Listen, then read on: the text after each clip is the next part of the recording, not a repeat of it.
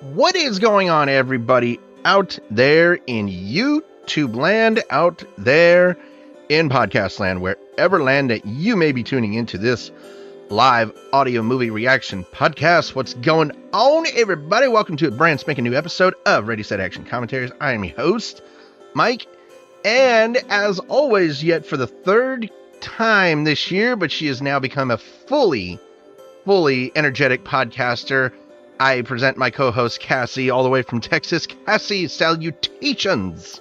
Hello, everyone. Thank you for having me. Oh my goodness gracious, it's just a pleasure to have you on here every week. So as you guys can see, we are doing a night to remember. We are continuing on this podcast's yearly tradition of doing a Titanic movie. And don't worry, we will do Titanic. I promise you guys, both me and Cassie will get to the 3 hour and 15-minute movie. I promise you guys. But I also with Cassie's permission, we actually had this come up last night. Cassie, do you think I should actually bring up the situation the other night? I think so, yes. I think it's good to address it. Okay, so we did have a viewer ask us to react to the movie Notorious. For everybody out there who doesn't know, Notorious is a biographical movie about Notorious B.I.G. But due to the P. Diddy situation, due to everything that's come up, we're not going to be doing that movie. I felt that it would be morally wrong to do a movie that featured somebody like that, to give somebody like that, like, not publicity, but just to put them on here. And I felt it was morally against what I stand for to do that. And I actually have the support of Cassie. I have the support of of Anthony, our social media guy. But I appreciate, the gang coming to letting me know about this, and I appreciate you, Cassie, for helping me out with that. Of course. Now,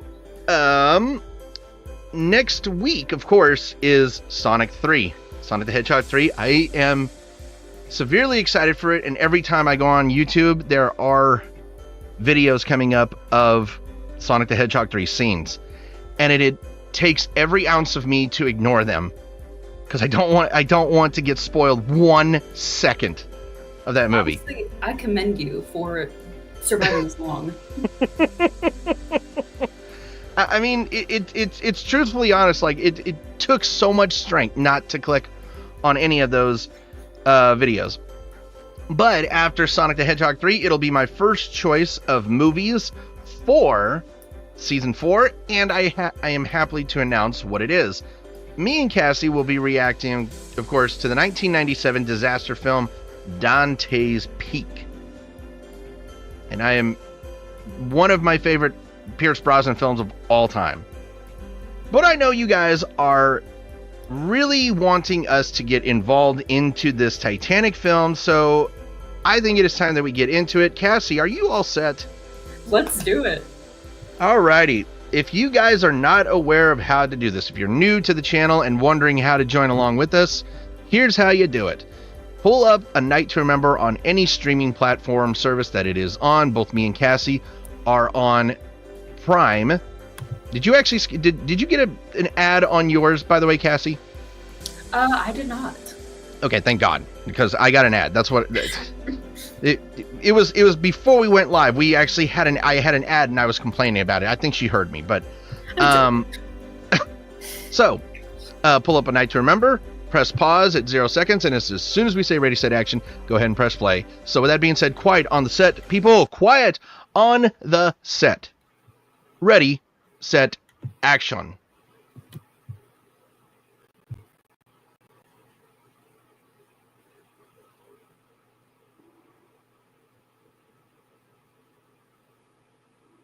Being 1958, I'm really surprised that they did not do a more insensitive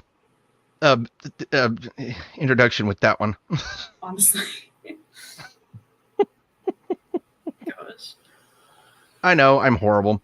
Now, this is actually historically inaccurate right here. This is actually a very historically inaccurate portrayal. There was no christening for Titanic. There was no christening for Titanic at all.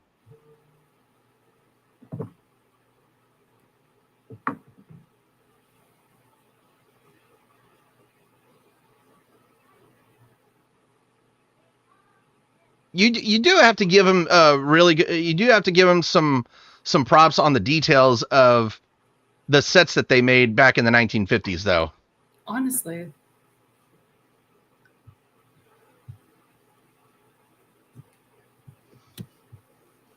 Now, the footage that you're seeing right now is actually of Olympic, her sister ship.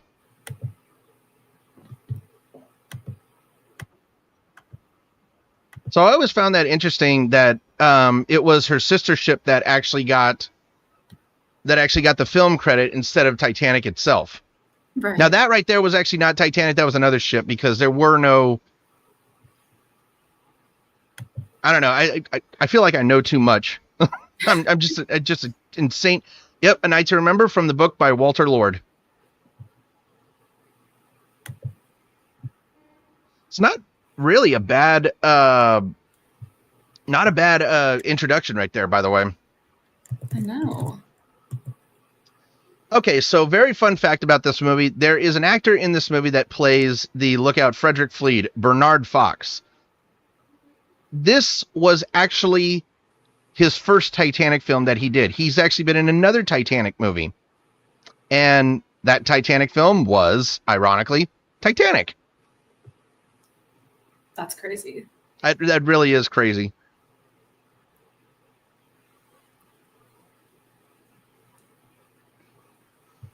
And it's also fun to watch like these old black and white movies and see how production companies actually really did up like the credits before the movie instead of after the movie. Right. I think that's really cool.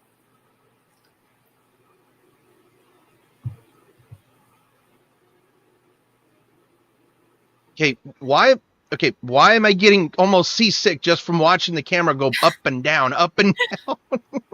God. God, Jesus.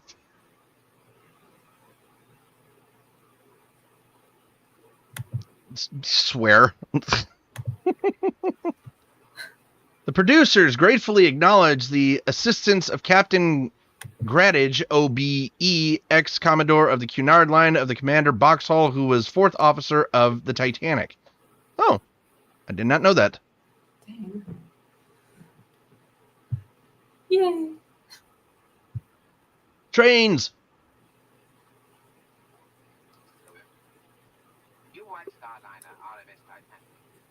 Now, you have really got to admire of how people traveled back in 1912, like actually having to get on a train to go somewhere.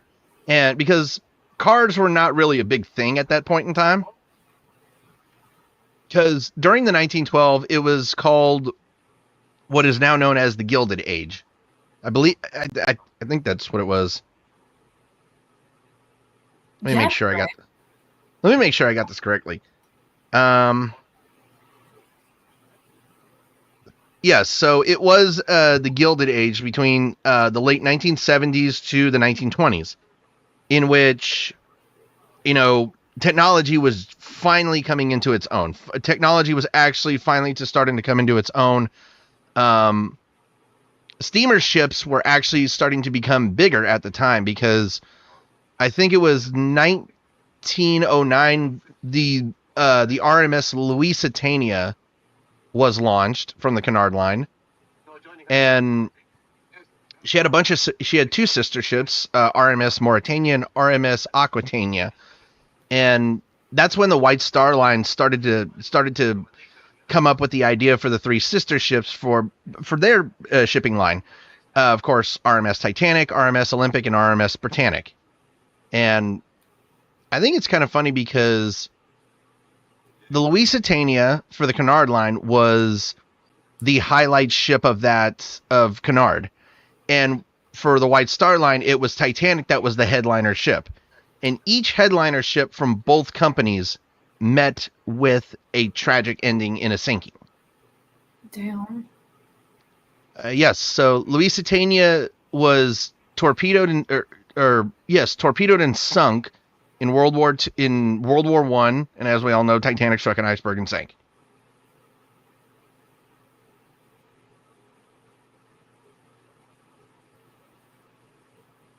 I'm sorry, but I would not want to live in England.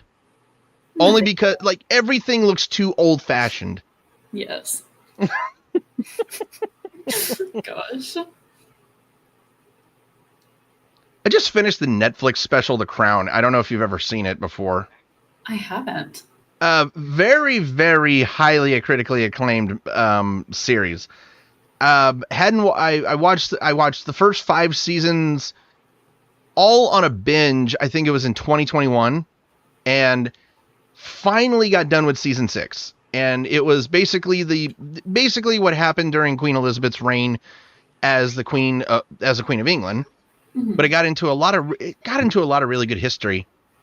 And of course, Queen Elizabeth's reign started right after World War II, I believe. What the hell? Did you bring the children out from the orphanage to bid? What? Oh, dear. Oh my, no, I did not just hear that. That's crazy. That's, oh God, why did I guess right? Oh, Cassie, kill me now. Why did I guess right on that? I don't know. Oh, God. You brought a bunch of kids out from an orphanage just to get a Christmas turkey? Yeah, you know. Oh, that's such Tiny Tim horse shit. Gosh. Not Tiny Tim.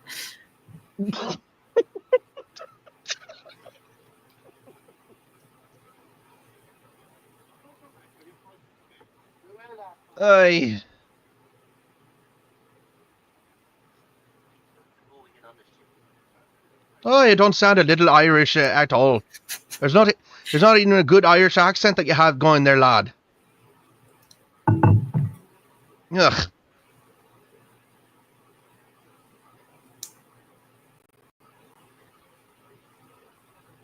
You know, Cass, you're gonna find this very hilarious. So, I don't take Rotten Tomatoes very, very seriously. I've never taken them very, very seriously, but apparently Rotten Tomatoes has this movie rated higher than Titanic.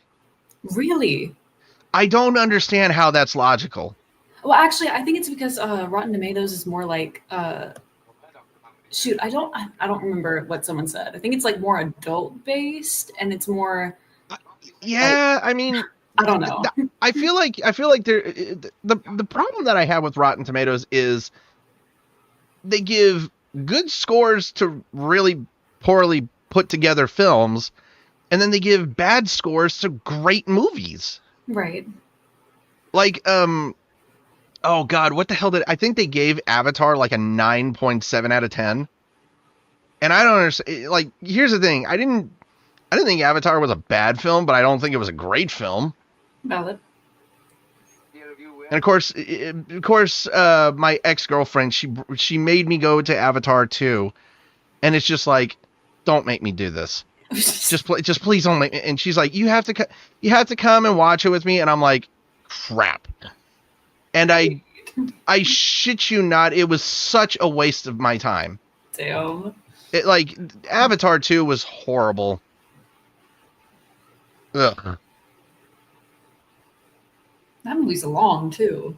Oh God, like, people say, I think it's funny because people are like, oh, that was such a great movie. And I'm like, it was over 3 hours long. They're like, oh yeah, and I said Titanic was better than I was like, oh, Titanic was too long. It's the same fucking length, asshole. That's crazy. God almighty. Damn. Ugh. Pardon me for saying, but I honestly just wanted to shoot that person who said Titanic was too long. It was 15 minutes longer than Avatar. Yeah, I don't blame you for that. Now, that is, again, footage right there. You can tell that's old footage right there. That is actually Olympic again. I find it hilarious how they keep using Olympic in this, but there's that footage right there. That right there is that footage right there that you just saw is the RMS Mauritania. Oh, shoot. That was RMS Mauritania, and the footage that you saw of the full ship was RMS Lusitania. See, I love your commentary because I'm learning while I'm watching a movie, which never happens. And I really like it.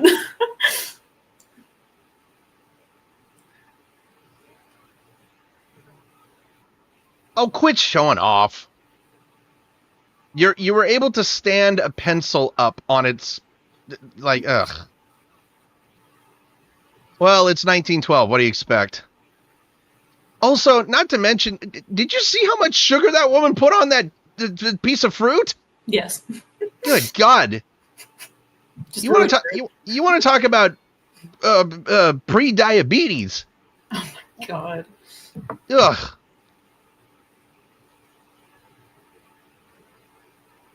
Now, I love what they did in the 1950s. You can tell right there. So it's not a green screen in the background, but it is a screen where they were just they were moving the set up and down just to kind of like almost kind of get the motion of the ocean, like of the ships bobbing up and down. But I do love of how innovative, old movies like this were able to get those type of shots done. Right.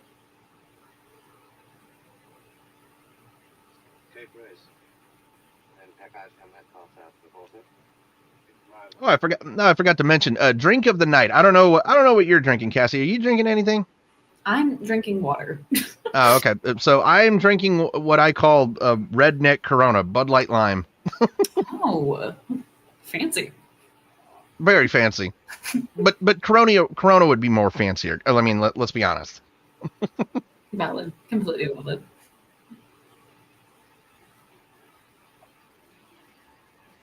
I love the set right here. I'm really digging the set right here, and I'm loving the costume designing right here. Mm-hmm. It's awesome.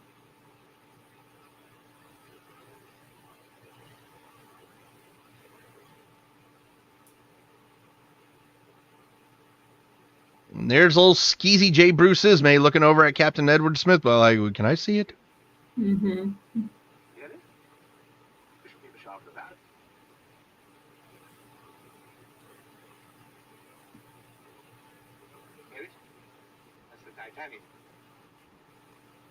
See, back then, this was entertainment. God.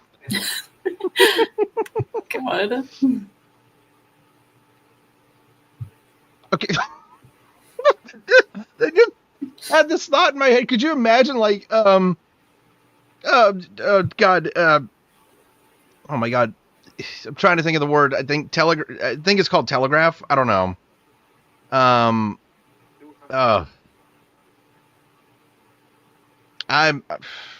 Telegraph. Yeah. Could you imagine like telegraph porn? Oh my God. Jesus Christ. That's the last thing I was expecting you to say. I'm sorry.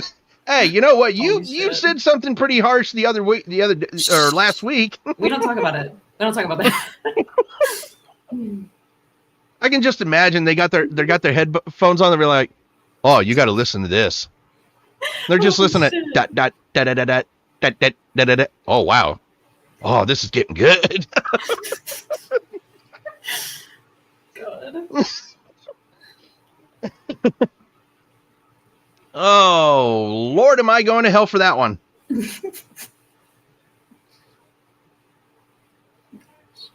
Okay, I don't like that look. That.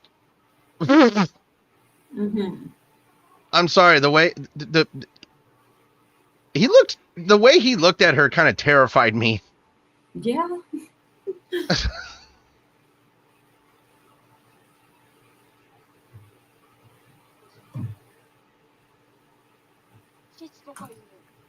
Oh,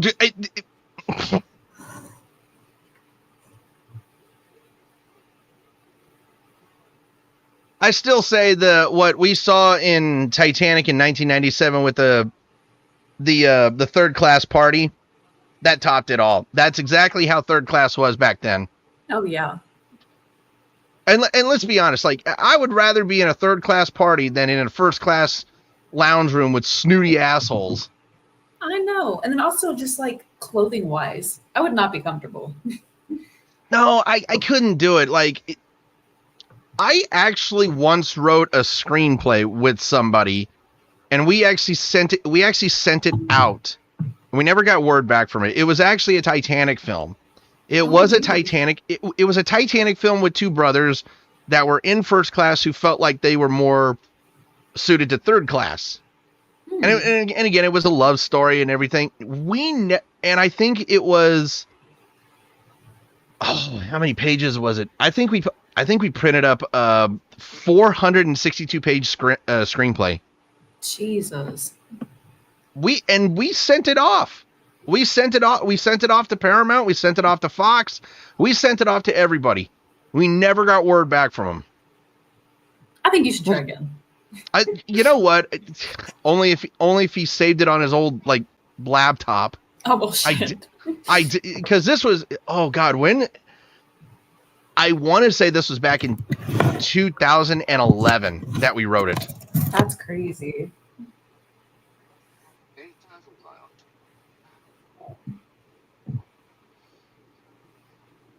This is the job I would never want on Titanic. Oh yeah, nothing. Because you run the risk of lung cancer and you speed up the process. Yes.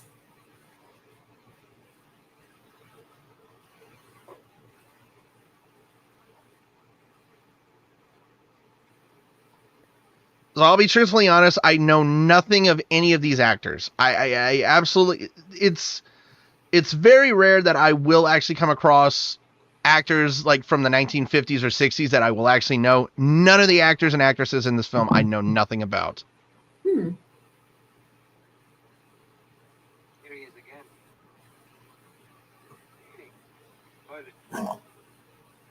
We got Jack Bride and we got Harold Bride and Jack Phillips as a wireless operator.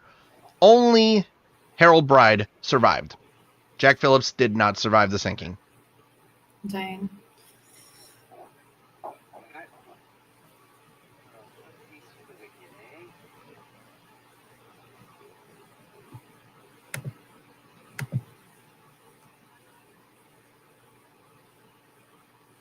I know, I'd start vibing to that. You what? I'd start vibing to that. Could you imagine 1912 TikToks that you would make with this? Oh my God. Thank you for putting that in my head. Thank you so much. Gosh. By the way, I saw I kind of want to bring this up on the podcast because, again, there's nothing really going on right here. There was an interesting conversation that the gang actually got into a conversation today. Anthony, our social media guy who actually runs our TikTok account, had the pleasure of telling me that my ex was actually snooping on our TikTok page. Crazy. And I thought it was funny because he's like, "You want me to block her?" I'm like, "Why? She's not doing anything. She's just snooping." Yep.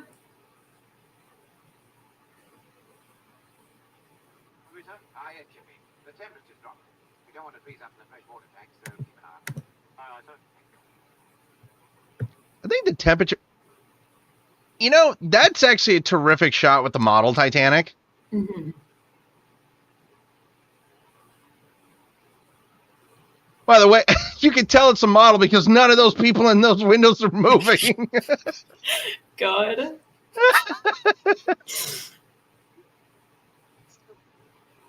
How cold did it have to be for them to actually film this?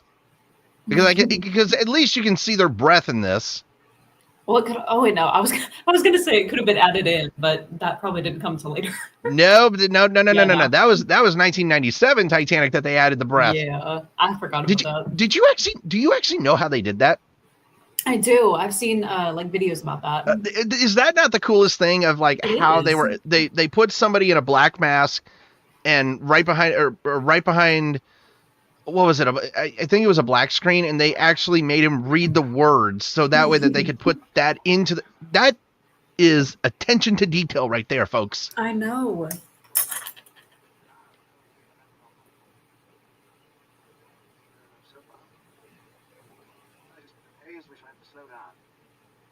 You should have slowed down to begin with. Yeah. That's not thinking things through. No. So I think so this is hilarious. So I just looked this up. Just now looked this up, and you're gonna find this absolutely hilarious. So, whoops, hold on a sec. I missed it. So, on Rotten Tomatoes, Titanic has an 88% rating approval. On IMDb, it has a 7.9 out of 10. Now, let me go ahead and pause and start a discussion with you. Cassie, how in the hell can somebody who actually watches movies, how can somebody actually watch Titanic and think that's a 7.9 out of 10? How does somebody come up with a low score like that? Right. Now, with A Night to Remember, IMDb gave it the same score, 7.9 out of 10. And Rotten Tomatoes, 100% approval rating. Oh my God. It baffles my mind. That's insane. It really does.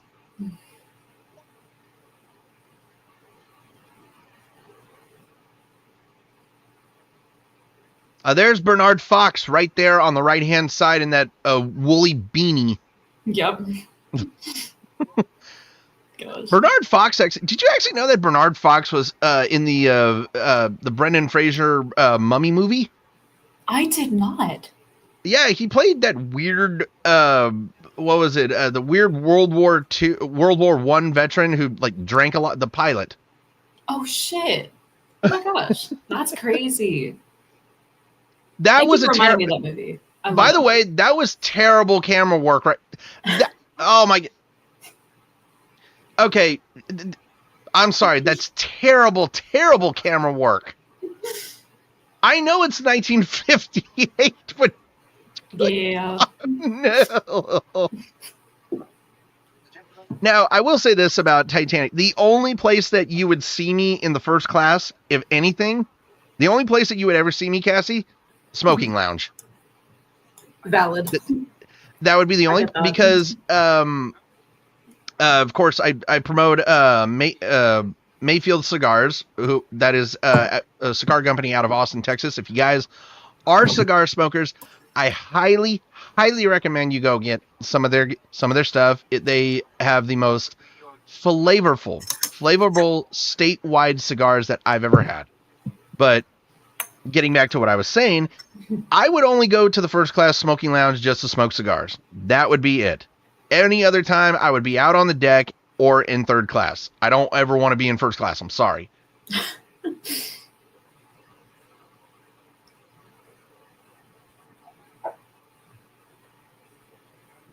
Y'all are drunk.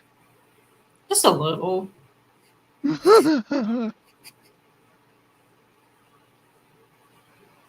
Okay, why did the guy in the tweed jacket look like John Cleese from fucking Monty Python? Oh shit. Oh my god. Damn. You know, you're right. Like,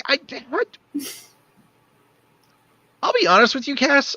Like, how is it that I get more aware when I drink? That is so weird. I've never heard that.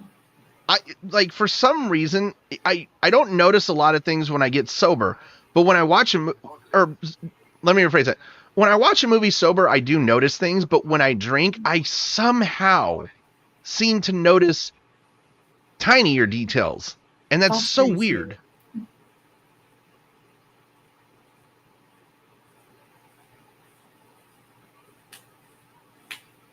See ya. Smash. Okay, that guy almost looked like Regis Philbin for a second. Tell me I'm wrong. I was actually thinking that.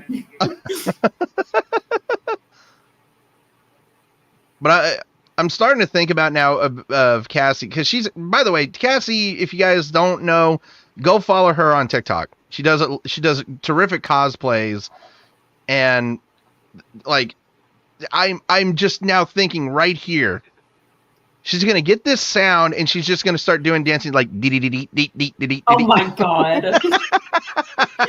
Well, thank you for the plug, but oh my gosh, you shouldn't have given me that idea. Now, Well, you know what? I'm sorry, but sue me. You were going to think about it. You were going to come up with it eventually. I'm gonna start dreaming about that sound. Gosh. Word in three, sometimes. Ugh.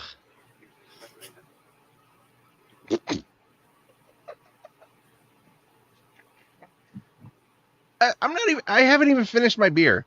Okay, like I feel. Oh my god.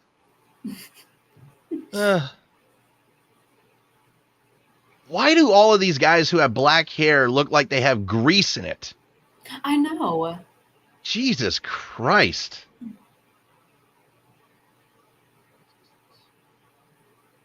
Like, I'll say this, when I actually had longer hair, there would actually be, I want to say, a span of probably like a week and a half or 2 weeks where I didn't actually wash my hair. I just like just like rinse it off with water and just like let it soak. And it would actually have oil in it. But these guys look like they dunk an entire thing of grease on their head. They do.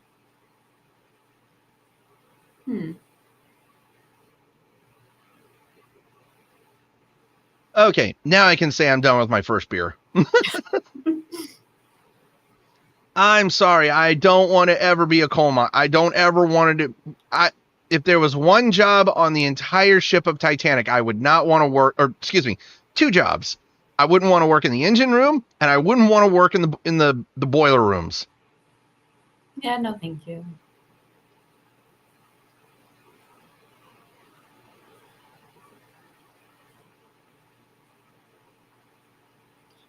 Getting ready for breakfast tomorrow, I see.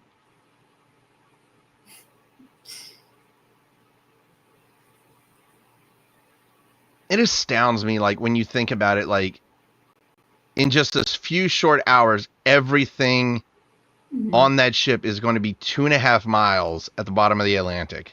It's crazy. It truly is. And there was actually, I don't know if you know this, Cass. You should definitely look this up because I highly recommend this documentary. James Cameron actually did a, hold on a second, I got it right here. I need to actually, did he tell me that man did not? Okay, that was the rich back then. You took a spoon and put a piece of ice in the glass. Yep. You snooty motherfuckers. God. Ugh. Okay, I got it right here. So there is a documentary called The Last Mysteries of Titanic.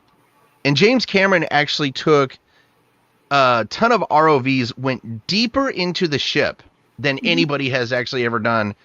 And there was one part in the series or in the documentary where he actually went all the way down the grand staircase, which is no longer there.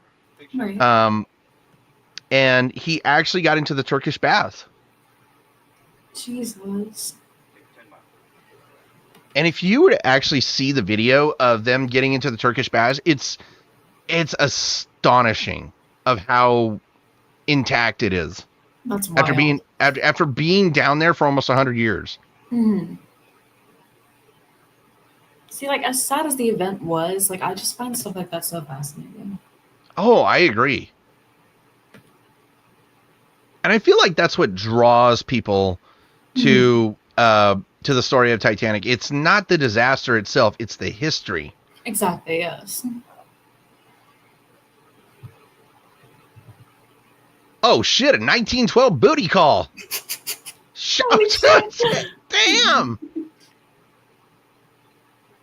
I didn't know they had booty calls back then. Well, back then you didn't. Back then you had to write a letter for a booty call. Yep, that's very true. No, wait. No. You had to send a telegram like dee. Oh my god. Dee. Jesus Christ. Oh, kinky. What? Did you see?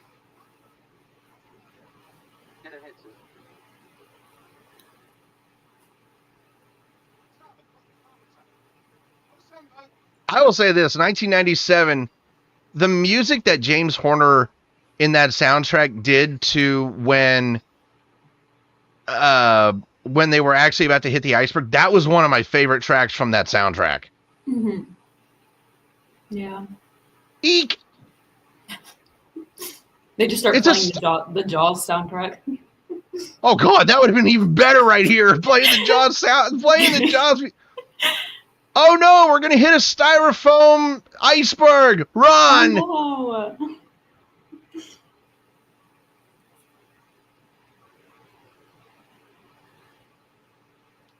God, that thing just looks so bad in styrofoam.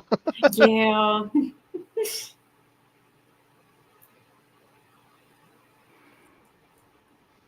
Oh, See, I will say I am biased towards the like the newer version of this movie just because the dramatization of it. Like it really gets you in like in your feels.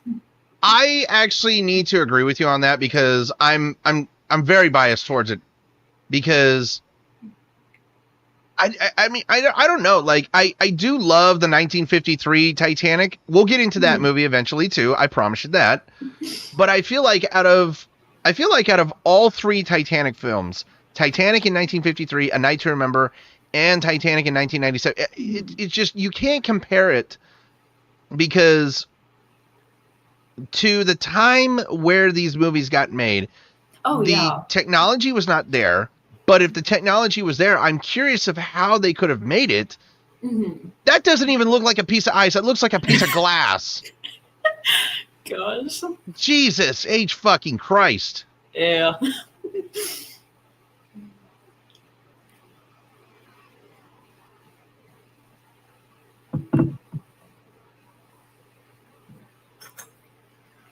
Now, it's amazing of how James Cameron took so many lines from not just 1953's Titanic, but A Night to Remember, because right there where the guy said, we could have thrown a propeller blade, there's a line from Titanic. Yep. And I thought it was funny because it came from one of the stewardess who was dealing with one of those rich snobs, like, I'm sorry, why have we stopped? I shouldn't worry, madam. We might have thrown a propeller blade. That's the shudder you felt. God. And I thought it was funny because when he actually said that, I could actually tell that he was done with her shit, and it's just like, I don't want to deal with you, but I'll try to say it in the most polite way possible. Exactly.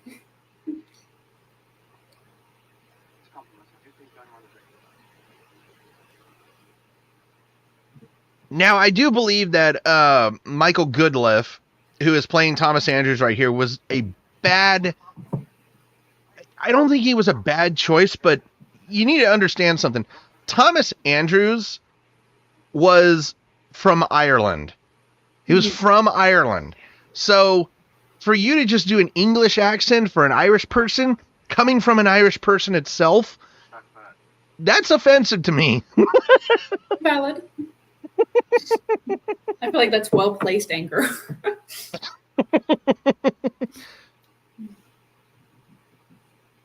Thankfully, it's not racist. I don't think racism is I don't even think that you can be racist towards Irish people. Well, I know you can be Irish towards Knuckles because we already saw that with Jim Carrey last week. Yeah. Very true. See, even though it's not real ice, I'd be the one to fall on my ass. Oh my God, of course. Gosh. And that woman right there, he's like, her husband's just like, oh, I need to go down there and have some fun. The steerage people, kiss my ass, you snooty ass cunt. Yep. Ugh. Now that is true right there. That is absolutely true. The steam was so great from Titanic that it was roaring. And I think it was doing it for about an hour. Jeez. Before it actually stopped.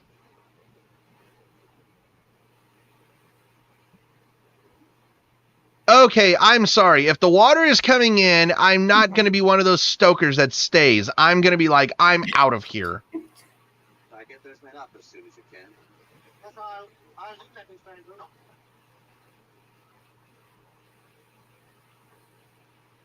I mean, for God's sakes, why? I don't understand why they're still there. What? I expect we stopped just not to run over or anything. What kind of excuse is that? You know, they actually did a photo of Titanic. It was, I think, I can't remember. It was a photoshopped photo of Titanic if it had run into the iceberg. Mm-hmm. And it actually would have been a better solution to run straight into the iceberg, because only one compartment would have filled up and it would have been right there in the front, and it wouldn't have gone over the bulkhead. Yeah. That's crazy. And again, the highest bulkhead only went up to E deck. And of course, after this film, the RMS Olympic and Britannic got fitted, so that way their bulkheads went all the way up.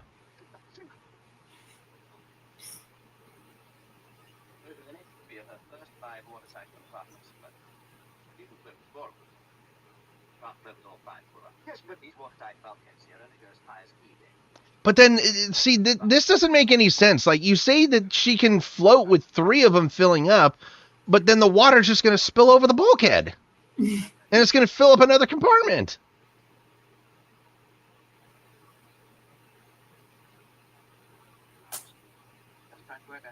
Imagine if you actually had underwater welders on the ship that night. Right. I just randomly thought about that. Like, I don't know if they could have fixed the ship, but they could have actually probably saved some time. Very true. Have you actually ever gone to any of the Titanic exhibits, by the way? I have. The first time I went to Las Vegas. In the Luxor? Yep. Yeah. Okay, you know what, Cassie? I love you. I fucking love you. Because I went to the Titanic exhibit in the Luxor just this past February, and I have not told you this story. So I had bought 2 tickets because a buddy of mine was actually supposed to come with me to there, mm-hmm. and he couldn't make it. So I asked the people. I said I had 2 tickets. Is it okay if I go through twice? And they're like, sure, you can go through it twice. And all 2 times I went through it and told so many facts that the people who worked at the exhibit did not know. The manager overheard me and offered me a job. Are you serious? I am dead fucking serious.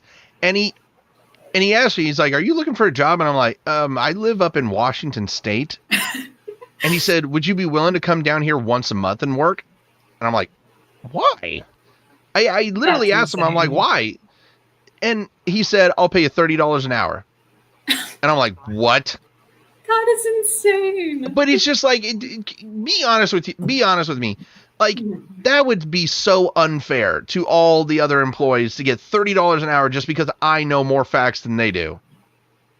Well, I mean, also, you know, they could do a little bit better on with their job, you know. They could be up to date on facts and stuff, but that's I agree. Now, did you stick your hand in the water that they had there? I did. How long did you last? I actually don't remember. It was like 4 years ago that I went. Okay, so when I stuck my hand in the water, mm-hmm. I told myself, try to last a minute, and I timed myself. Yeah. I lasted 48 seconds before I called it quits. It was, and I want to say by the time it was 15 seconds, it was actually my hand was actually in a lot of pain. Jesus. Because I don't think people actually know this. So the water temperature that night, I think it was 28 degrees. So for people who don't understand water temperature, you know, if the water temperature is like 70 degrees, that's actually cold to us. Mm-hmm. So imagine 28 degrees. I mean, and sticking my hand in that water and lasting for 48 seconds, when I pulled it out of it, I had to move it around for about 10 minutes before I actually got a little bit of feeling back in my hand. Yeah. Plus, I also had a lot of alcohol that day, so that's probably why. You know, that valid. You're in Las Vegas. What else are you supposed to do? I mean, that's one of the good things about Vegas is you're able to walk around Vegas with a beer in your hand. Exactly. But again, going back to the job thing, like literally from us just watching less than an hour of this movie, all of the facts that you've said, like I completely understand why they offered you a job. I appreciate that. I appreciate that. Yeah, no, I mean, if I could actually work there for, say 4 days a week and then come back up here and just stay, I think I would do that for a while, but there's your tune that you're going to do TikTok. I'm sorry. I'm sorry. Is that like our ongoing thing now? I think that will be our ongoing thing until you actually do a TikTok movement of that. Oh my God. Yeah.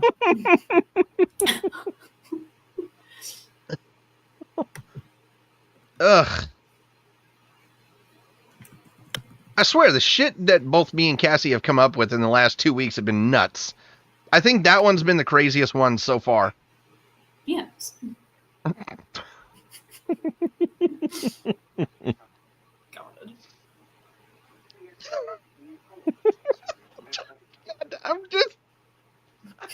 I'm fixated on that. Jesus Christ. Now every day I'm actually gonna go on the TikTok and just be like, when is she gonna upload it? When is she gonna? I'm just be like, God. refresh. Listen, it takes me like days to actually come forth with making a video. Okay.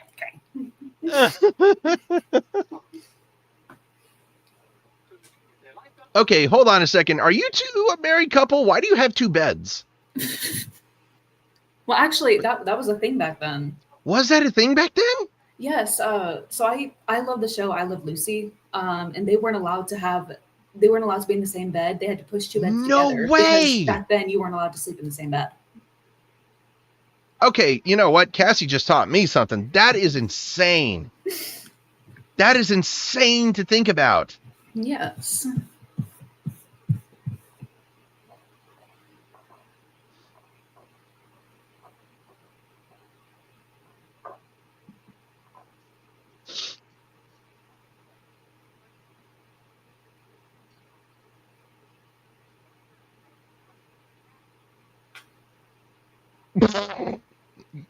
Sorry. Okay, you know what? That just tells you I'm almost 35 years old, and that just tells you my immaturity level.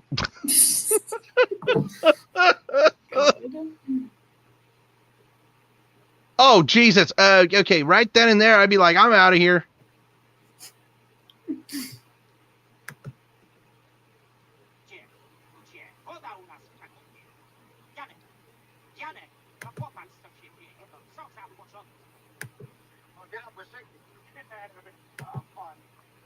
Fine, solder off, you English assholes. Jeez. I wouldn't say they're hooligans. I'd just say they're just arrogant douchers.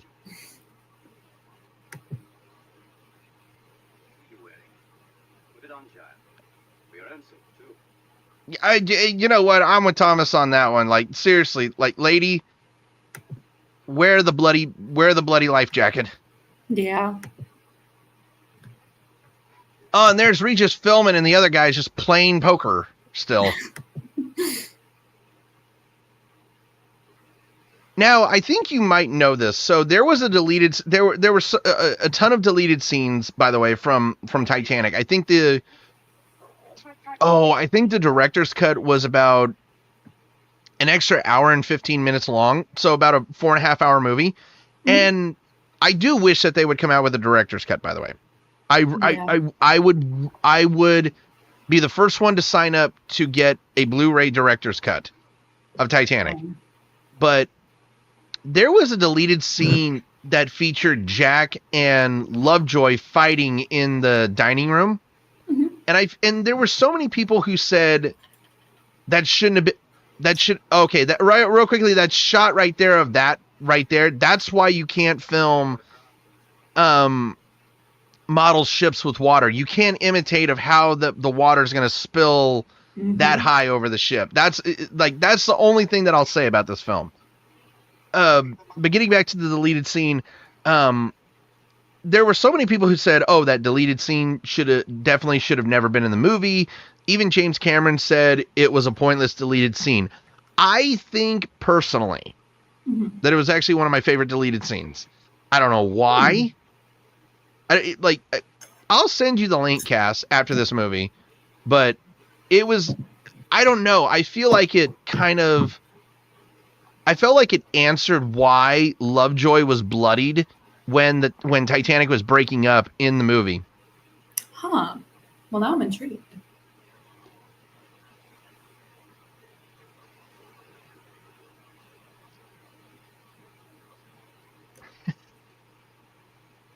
There's that sound again. I you know what? I didn't say it. You said it. Yeah. I heard the chuckling. Gosh.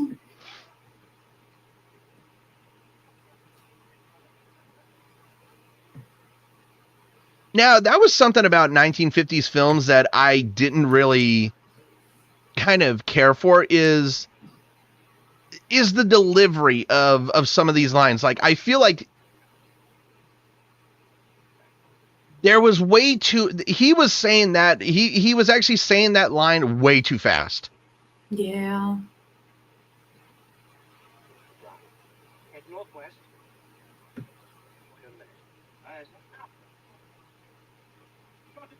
Nice PJs. Gosh. Okay, was that appropriate for 1950s is to actually show chest hair like that?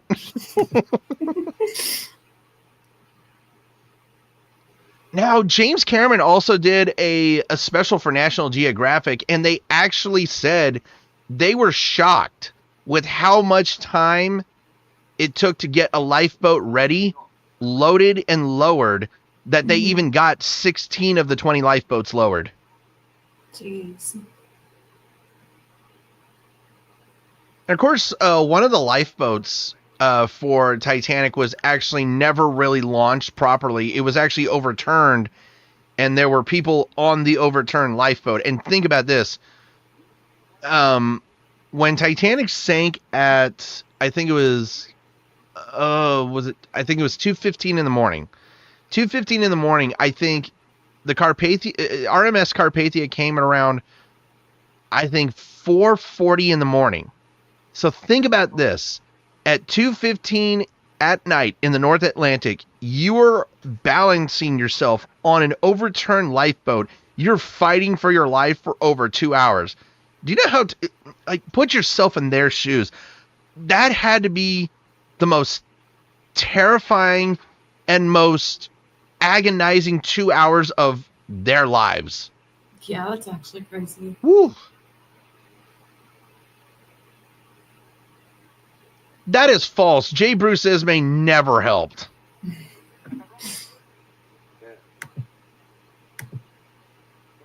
Now the crew of the I think it was the SS California. That's actually a great shot when they show the model ship actually sinking. Those are actually really great shots. But the crew members of the SS Californian always said that I think they were 10 miles away from Titanic when it sank. And you have to think about this. If they had gotten to Titanic, they could have actually saved almost everybody. Damn. And the people of the crew members of the Californian they spoke out tremendously, saying of how guilt-ridden they were for most of their lives. I think the captain himself committed suicide about 10 years after the sinking. That's insane. Now, this whole women and children first horse shit, that is, I'm sorry. I understand it was old time English rules back then, but that was one of the stupidest things ever. Yeah.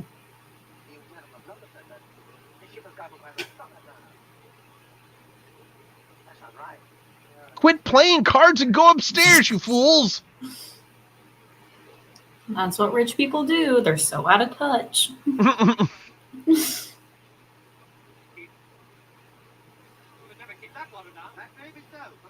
That's a pumping system?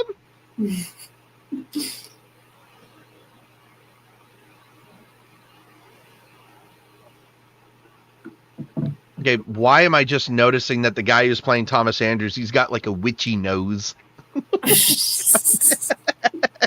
Oh my god. I'm being really mean. Jesus Christ. God, oh my god. Not the panic. The ship has about an hour to live. A little more if some of the upper bulk get exposed, but He just starts crying. get your wife and children. Thank you. Oh, Mr. Andrews. I take it you and I may both be in the same boat later. Yes. We may. I like that scene. I love that scene right there. Because it brings me back to James Cameron's Titanic when Rose asked Thomas Andrews, you know, I saw the iceberg and I see in your eyes, please tell me the truth. He tells her the honest truth. And a day late getting to New York. Yeah, let's call it a day late. Yeah. Because I think it took Carpathia an extra... it took Carpathia an extra 2 days to get to New York. Jeez. Now, the one mission that I think was probably one of the most gruesome is, I think it was a week later, they actually sent several ships out into the North Atlantic to collect bodies. And Wow. I think a total of 335 bodies were found floating in the Atlantic. One of them actually included the richest man on Titanic in John Jacob Astor. So his body was brought back, but there were a ton of people who actually were just buried at sea.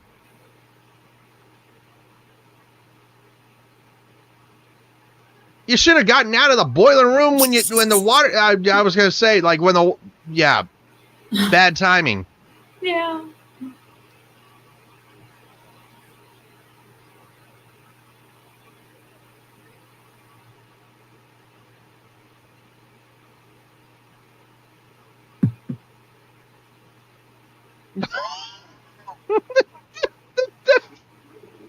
That's hilarious. The ship is sinking and all they're doing is drinking.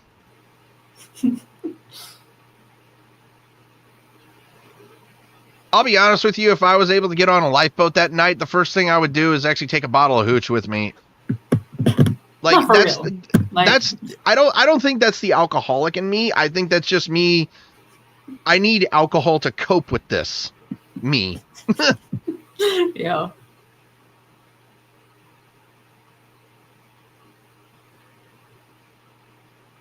Now, I do love of how Molly Brown was portrayed in this movie, but nothing, of course, can compare to Kathy Bates. Nothing can compare to Kathy Bates. You know what? Fuck your jewels. Get to a lifeboat. Oh my god. Ugh. You're rich enough to where you can afford new stinking jewels.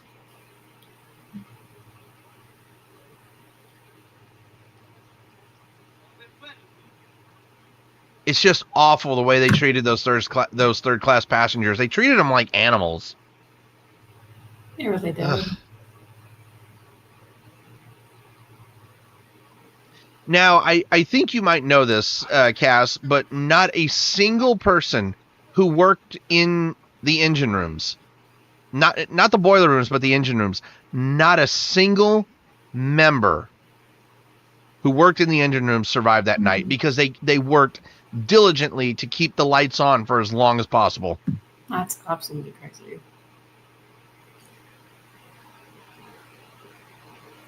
I feel like that was one of the bravest sacrifices that you could ever make. Mm-hmm.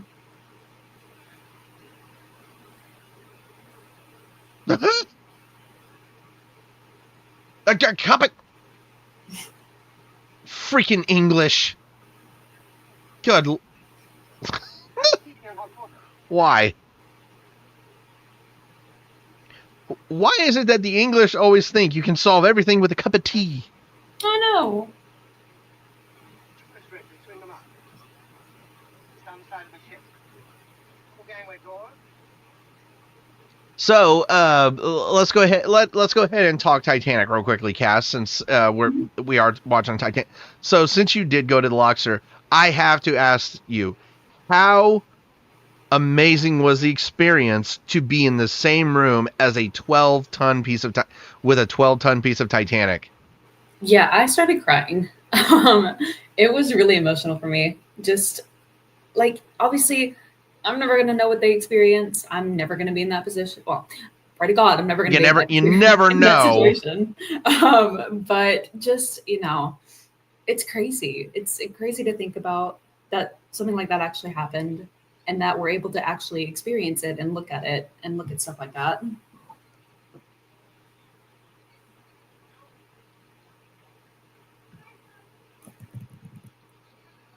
She needed her mummy.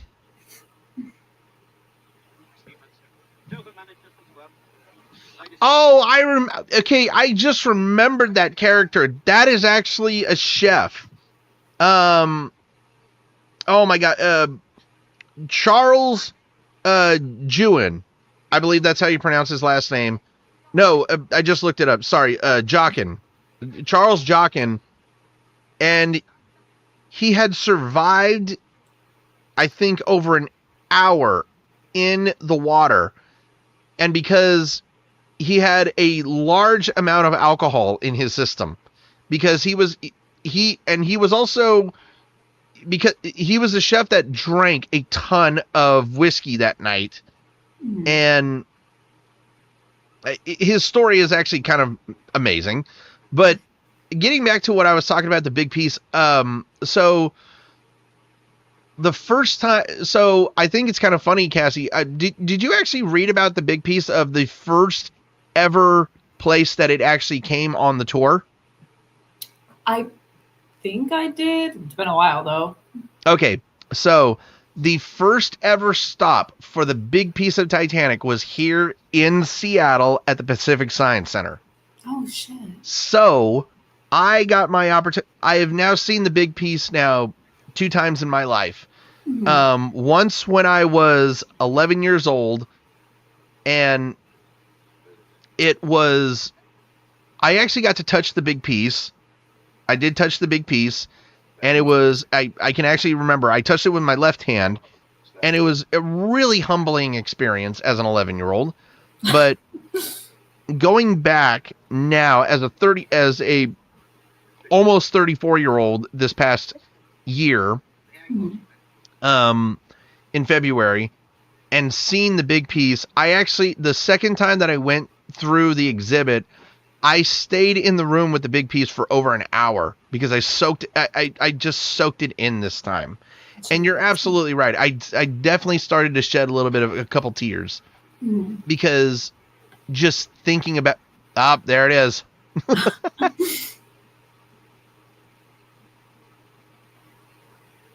I mean, what would you do in this situation when it's, wait a minute, is he did not just water down the whiskey. He totally did.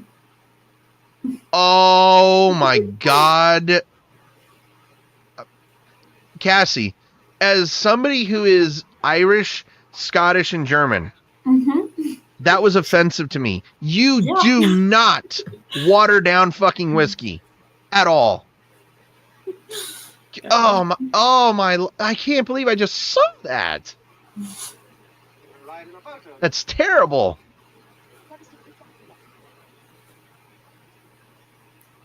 It better have been cheap whiskey, because that's the only time you ever water down whiskey. Ugh.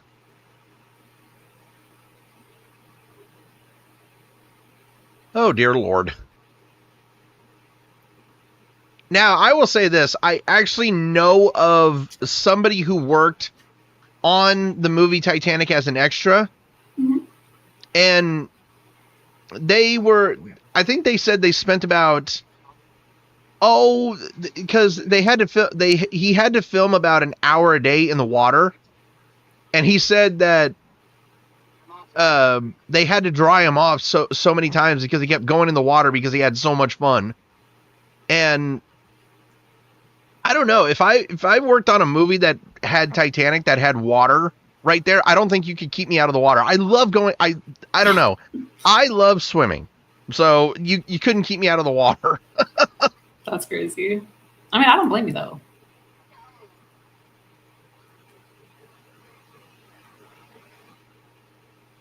Okay.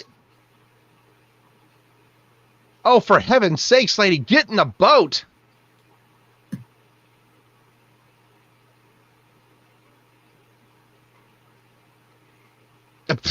Second class only.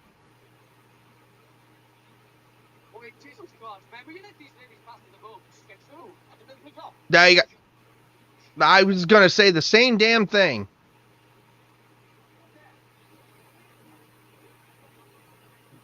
Oh my. He drank the whole bottle, didn't he? Oh yeah. He's sloshed. He's gone.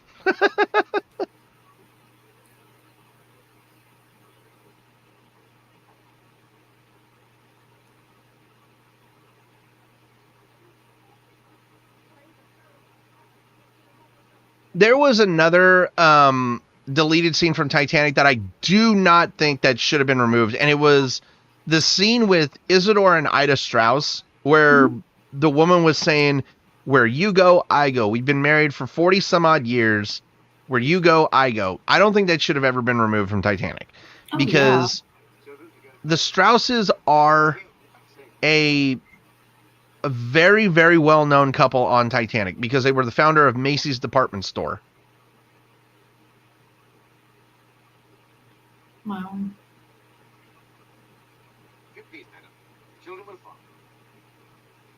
Let the husband go on, for God's sakes. Screw British rules. Well, wait a minute. Take the kid with you. Why does that child look dead in his arms? I know, right? Is he supposed to be asleep? Or I was gonna say, he's supposed to be asleep. Take why don't you take the child with you? God.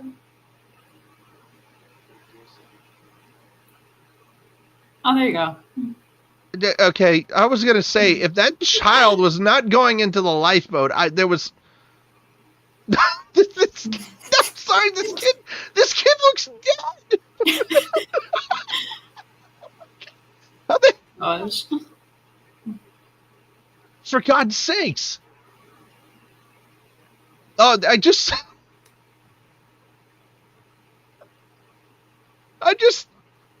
saw look at the kid. He's right there. His arm looks like a chicken wing. God. Oh my God. Good Lord. That's crazy. Not a chicken wing. Oh God. My ribs hurt.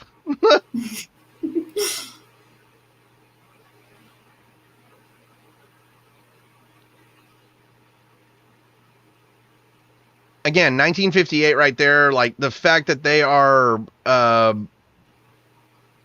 what the?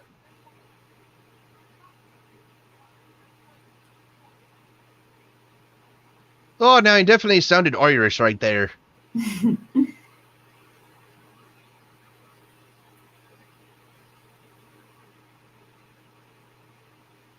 Okay, if I was third class right there and there was a sinking ship, just take as much crystal that you can get and then get on a lifeboat. Yeah. Kind of like Uncle Frank in the Home Alone, like, thrills, real crystal, put it in your purse.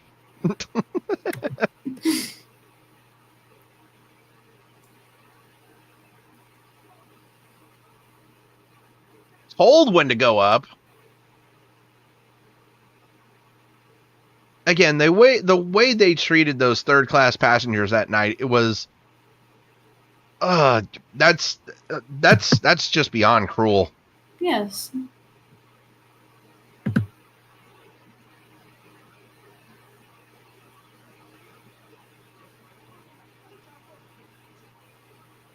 God damn it.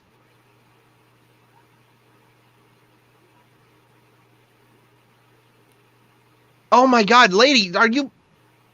Are you serious? You went back to your room for a freaking pin?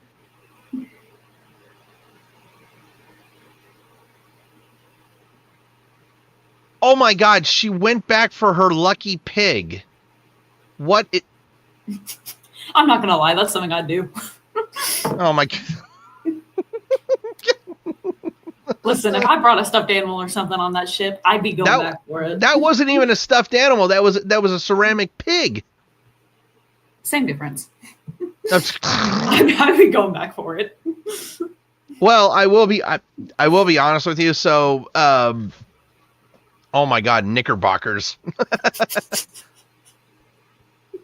So, I will admit this on this podcast. So, when I was a kid, and I'm pretty sure you know this, Cass, there was a show called The Rugrats that came out. Oh, there was a thing called a Reptar doll that they came out with. They came out with a Reptar doll in early 2000. My parents got me one. I still have that same Reptar doll. Hell yeah. You son of a bitch alcoholic, quit watering down your whiskey. I bet you're clutching your pearls right now. Oh, God. Ugh. I'm actually getting upset at him for, like, the man's getting drunk, but you're watering down every shot of whiskey. I know. Stop doing that. It's offending me. As an alcoholic in training. Valid, yeah. Gosh. Oh, there it is again. It's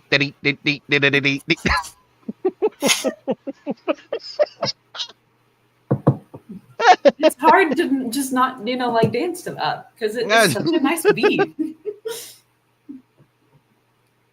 I actually just thought of this. I just thought of this right now. So if you put the Telegraph sound with Tektronic's Shake Your Body song, I think that could be something right there. Oh I shit you not. I believe that.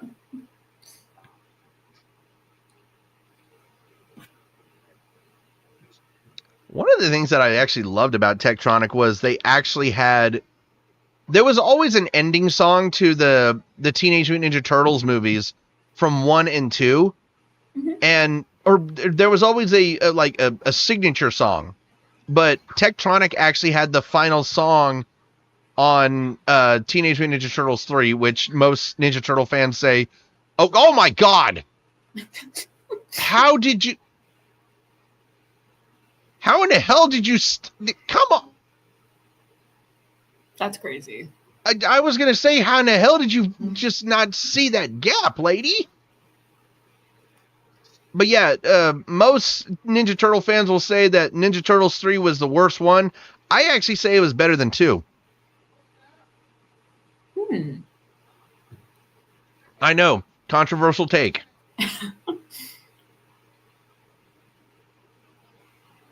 Oh, get them Irish girls into the lifeboat. That way they survive. You men can swim after them. God. Oh, good Lord.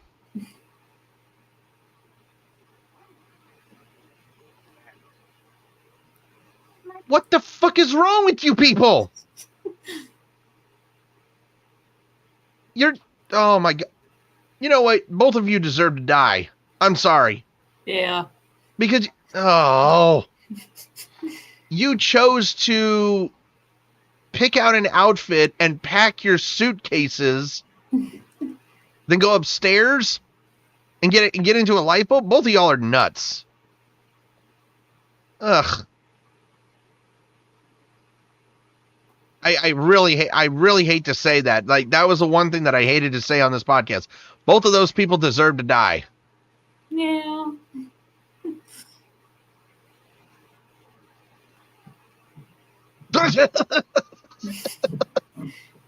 We got one sailor in the boat.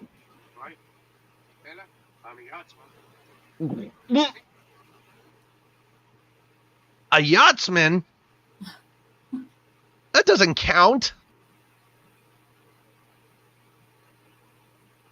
Right. Good luck. Yep. Where's a Tarzan noise when you need it? Honestly, yeah. I don't think a yachtsman is good enough to captain a lifeboat, to be truthfully honest. But that's actually bad when you only have one sailor on the lifeboat. Yep. Oh my fucking God. Ain't no way you're that drunk with watering down your whiskey. Just drink out of the bottle.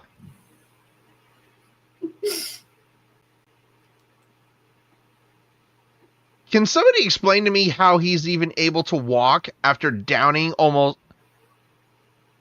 What the fuck? What? He's like, stay. Stay, bottle of whiskey. Stay. Well, you know the slogan, God looks out for drunks and fools. Very true. Oh my God. Ugh. Whoa. Damn.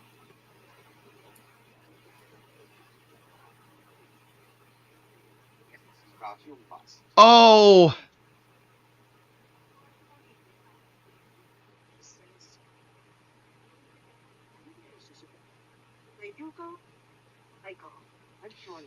I need to actually commend Isidore Strauss. That woman was dealing with one hell of a hard-headed man, but that hard-headed man married one hell of a hard-headed woman. And I need to commend both of them, because the fact that both of them decided if one had to stay, they both stayed. Yep. And I think that, I'll be honest with you, like, that would be me if I was getting into a if my girlfriend or wife was getting into got into a lifeboat, but I couldn't do it. I would hope that she would stay behind with me. Right. But I wouldn't blame her if she left. Jeez.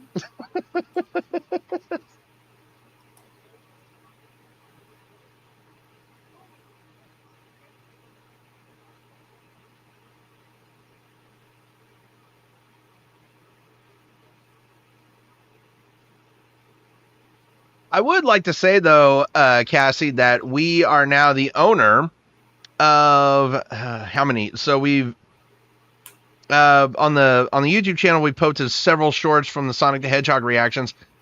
What the hell? Why do these guys look like? I'm sorry, the captain.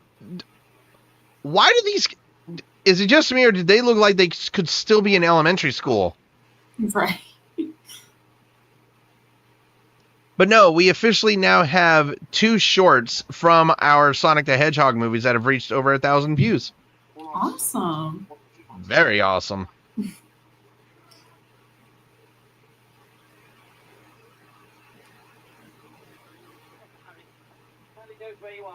This thing's uncomfortable. It hurts. My belly, send for my belly.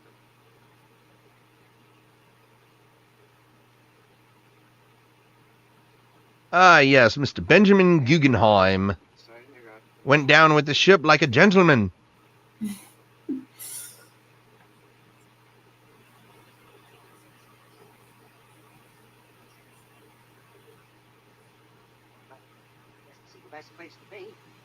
Get bent. Jeez. Jesus Christ.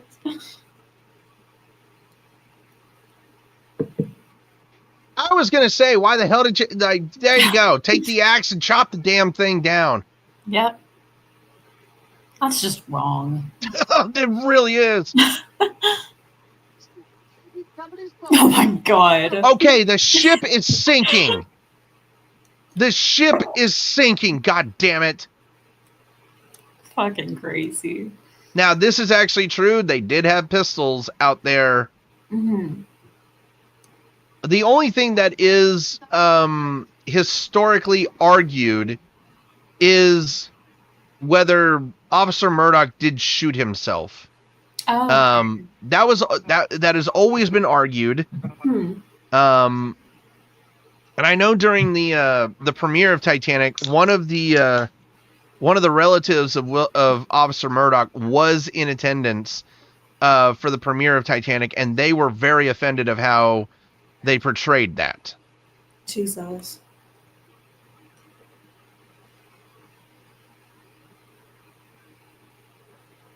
What's up, Regis?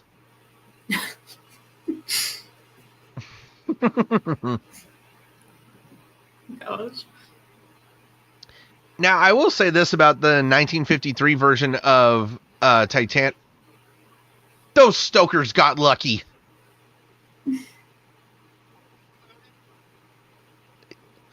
What? Wait a minute. There's barely like 15 people in that boat. What are you doing lowering the boat? That was a big thing that night. They lowered boats that had like 15 people in them. Yep.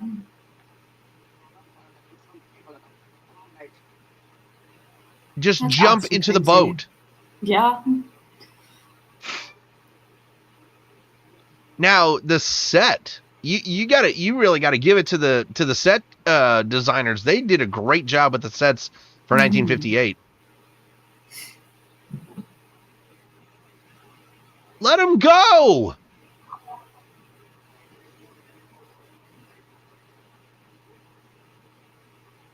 Oh, screw you. Just barrel over them. Bull rush up. There you go. Thank you.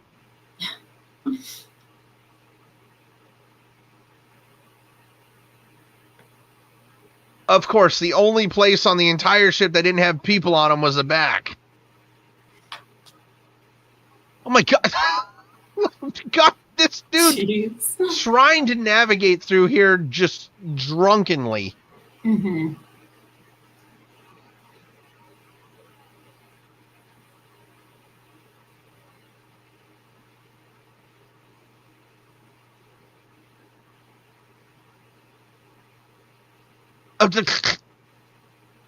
Bro. What is... Oh my Oh god. my god. Oh my god. He's like, fuck this shit. Oh god.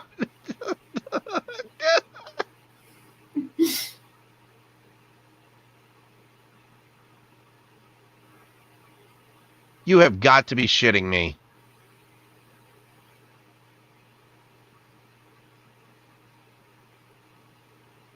That right there was actually true. There was a passenger who was sitting in the first class lounge reading up until the end. I can't remember what the passenger's name was though. Damn. I think it might have been Archibald Gracie. Hmm.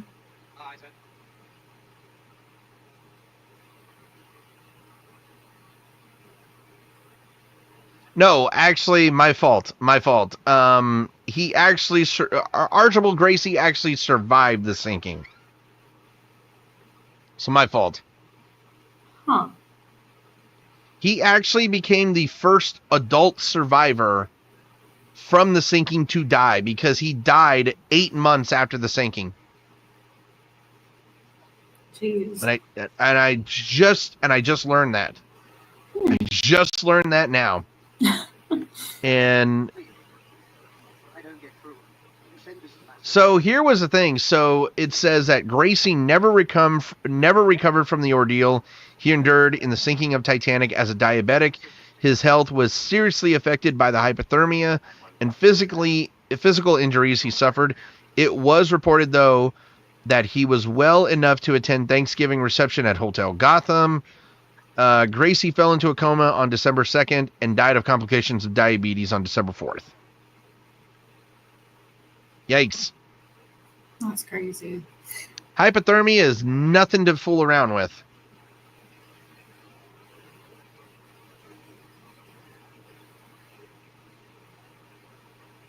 I do got to give A Night to Remember so much credit for being so historically accurate.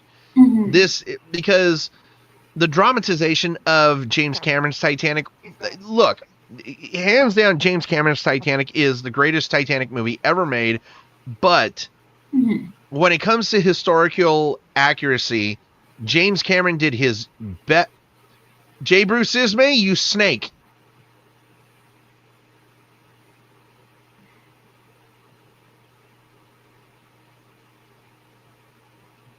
You motherfucker.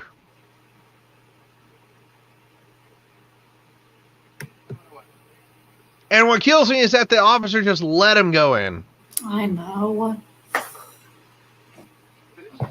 But yes, no, I think Titanic, James Cameron's Titanic, was just absolutely the greatest movie ever made. I truly believe that myself as a movie critic and a Titanic fan myself.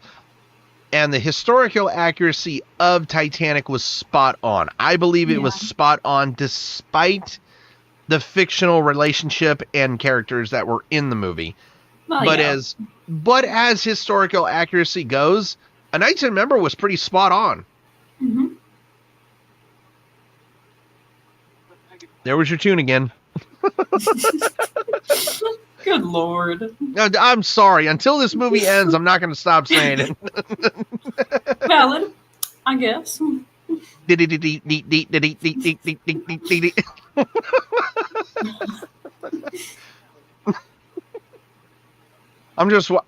actually waiting now for that TikTok. I'll try not to disappoint. We'll see.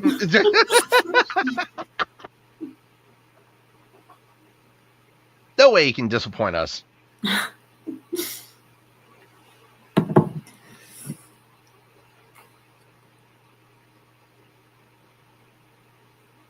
Terrific shot with the models there.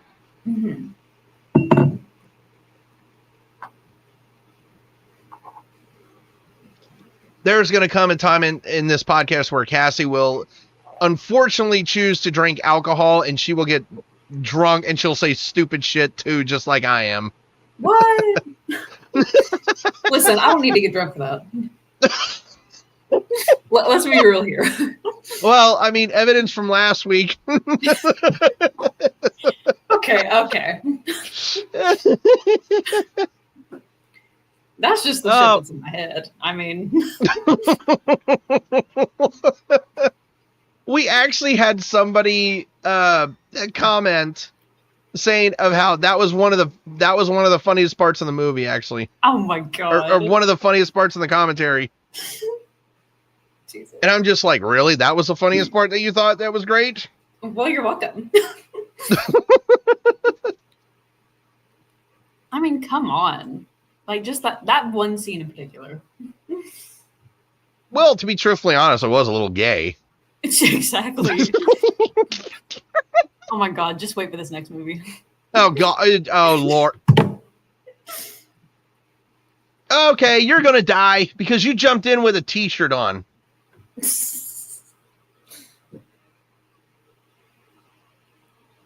And as we all know, none of the band members survived the sinking of this. None of the band members survived the sinking. Yeah. Keep you warm. Don't you worry about me. I got plenty of that. Oh my Okay, god. Molly, you didn't need to say it like that. I know, right? Okay, you know what? For 1950, that's a terrific shot right there. Right. That is a fantastic shot.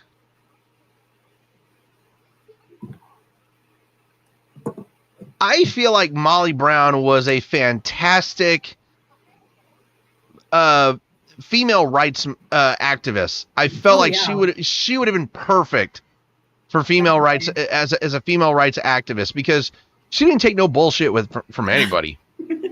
She really didn't. If I think this is kind of funny because there was there was a poll that asked people if you could go back in time and talk to one or meet and talk to one survivor of Titanic, who would it be? For me, it would have hands down been Molly Brown, because I will say it hands down, that bitch was awesome. Respect. Hell yeah. And not to mention, like, she didn't even act like a first-class passenger. She acted like a third-class passenger. Right.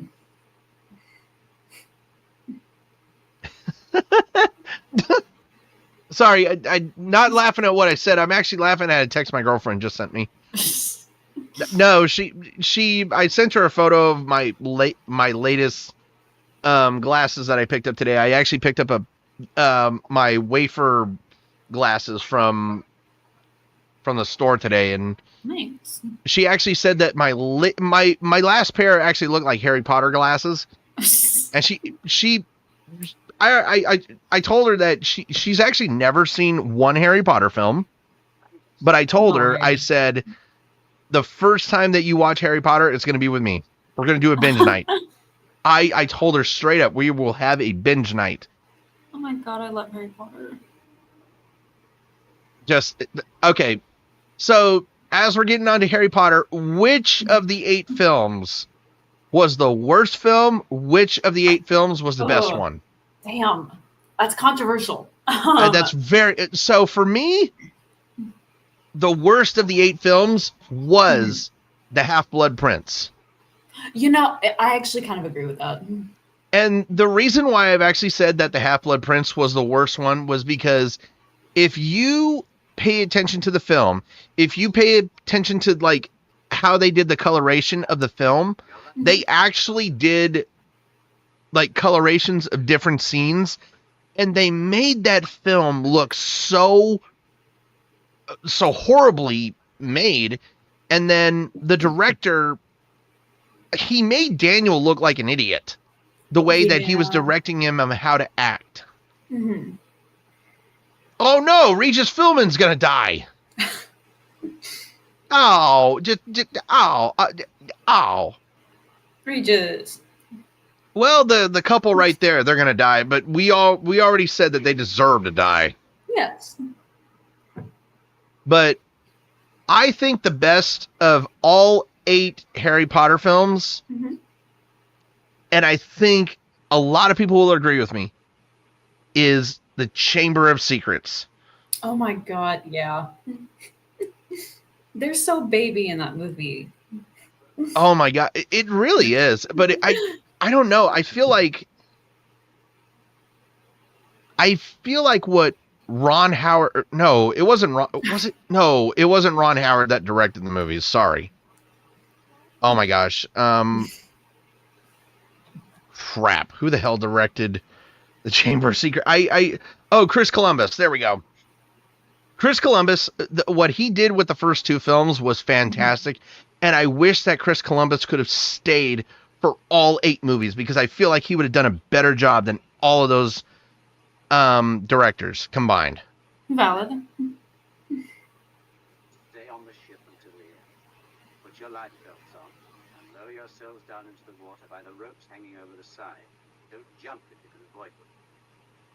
I agree with that statement right there, because if you jump off the ship and jump into that water, that's going to hurt. Yeah. You'll end like the propeller guy from Titanic. Not the propeller guy. Be honest, all of us laughed at that. How can you not? I mean, no, I could. When I originally went to the movie with my mom as an 8-year-old, yeah, she and I could not stop laughing. I thought it was so cruel that we were laughing at somebody just died, but it's just like, he just hit the propeller.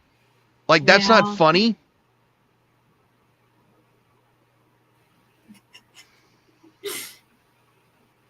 Oh boy.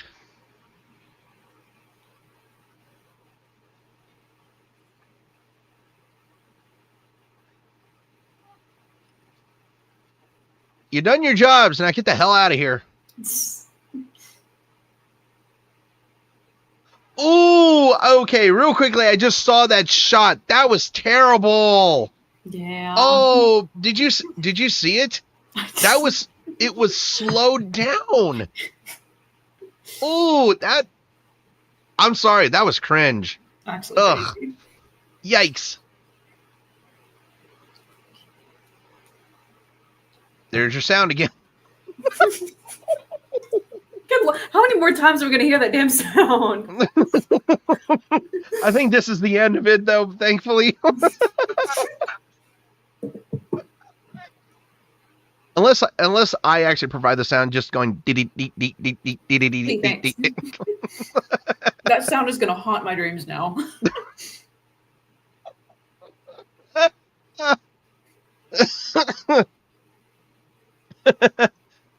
Well, like I said, Cassie provided the best joke of last week's podcast.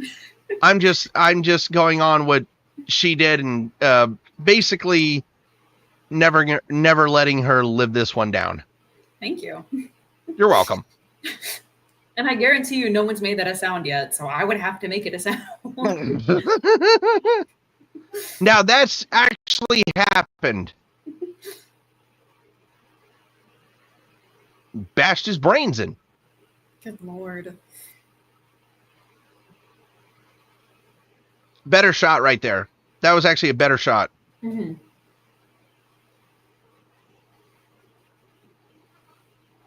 Why not just let the water come up and take off then? It would have been much easier that's... Ugh, whatever. Ooh, another great shot right there. Of that ship sinking. Well, in the words of the Mortal Kombat guy, whoopsie. Gosh. What are you gonna do? I mean, I'm glad. Okay, I'm actually glad you said that. What are you gonna do? Oh, by the way, I have a really big announcement to make to you guys. Friday we will be releasing the Walking Dead reaction. I finally found a new app to edit the videos. We're currently working on. Oh no! Damn. Okay, that is cruel. That is cruel to see it. Oh no! Mm-hmm. To whoever is the mother of that child, if you got on a lifeboat without your child, I hope you die a horrible death. Because you left your child behind. Yep. Oh my God. Go to the front of the ship. There's collapsible boats, you morons.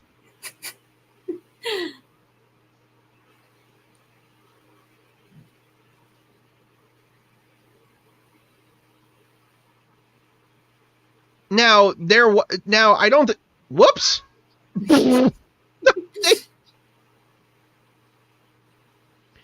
I have to say that was actually one of the most shittiest acting that I've ever seen. Is he bumps into him, then he literally falls off and gives the most generic scream I've ever heard. At least it wasn't the Wilhelm scream. Gosh. If it had been the Wilhelm scream, I probably would have committed suicide on this podcast because I can't stand to hear that scream. You know, that's understandable.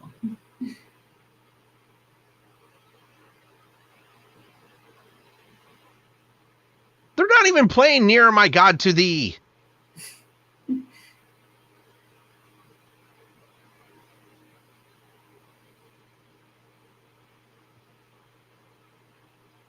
Well, at least we don't have a creepy shot of a woman in a silk dress floating in a room like we did in Titanic. Oh, okay, they are playing Nearer My God. Okay, my fault.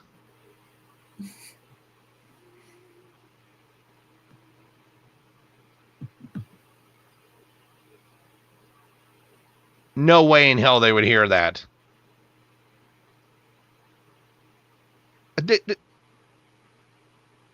I understand that night was pretty quiet, but there's no way in hell you would hear them singing that far away from that ship. Yeah.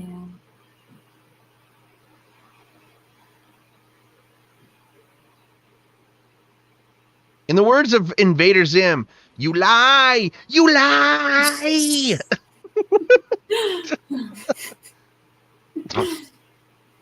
I actually have a friend who is a teacher. She hates that scene.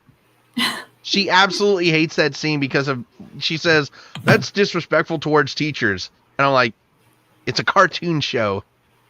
Yeah. But no, getting back onto, I wanted to bring up a really interesting factoid. So, in James Cameron's Titanic, when you actually see people jumping off the ship into the water, they actually were jumping into, actually a little under 10 feet of water. So they had to jump at the most perfect position possible.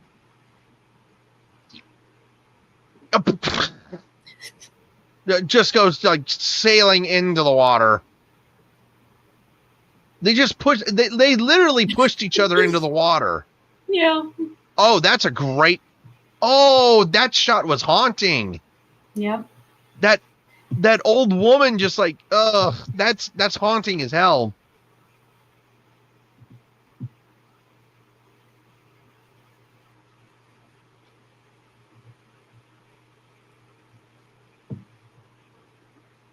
Oh, tell me you two are not.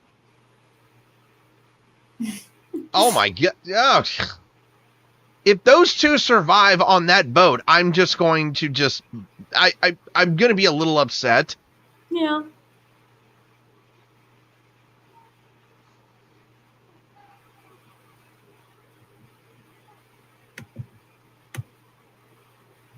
Oh, we got McDrunky here.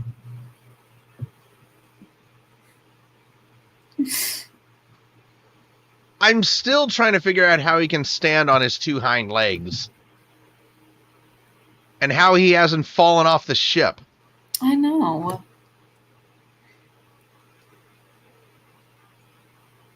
You're going to try for it, Mr. Andrews? Another scene taken from this movie into James Cameron's. Right there. Aren't you going to make a try for it? We all remember Rose saying that line. And the clock. Yeah, I remember that. Yeah. Did you actually know that when you, I don't know if you know this, but when they were actually, when the glass fell in that scene with Thomas Andrews, did you know that it was actually just a fish string connected to that glass and they just pulled it? I did not. No. Oh, no. Oh. Well, thank you to that old guy. I was going to say, at least there's a... Oh. Damn. I still want to know who that child's mother is so I can kick you in your ovaries for leaving your child on that ship. That is cruel. Ovaries, holy shit. I'm sorry. She left her child on a sinking ship. Yeah, she did. By the way, that wasn't my joke. That was actually another joke from Big Bang Theory. Oh, God. That was from Howard. Because there was a scene where he's like, that had to be another fish string, by the way. But no, it was the episode where Howard's space toilet was failing, and they were working on it all night. And Leonard was going to the comic book store, and Sheldon's like, why does Leonard get to go to the comic book store?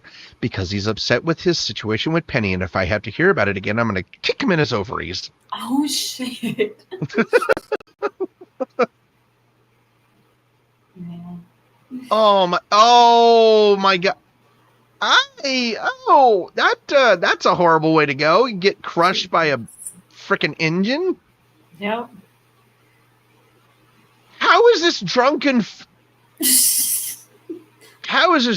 man still able to stand on his two legs? I know. Oh my God.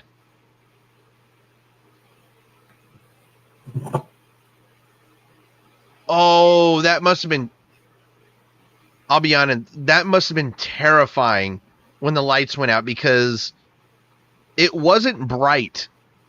Even because they showed actual light compared to the natural light. But when it went pitch black, I can only imagine of just how more terrifying that night must have been. I know.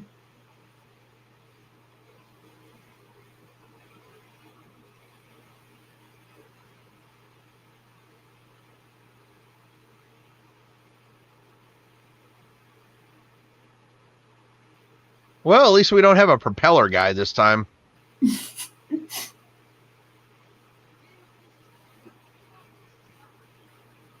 Oh my.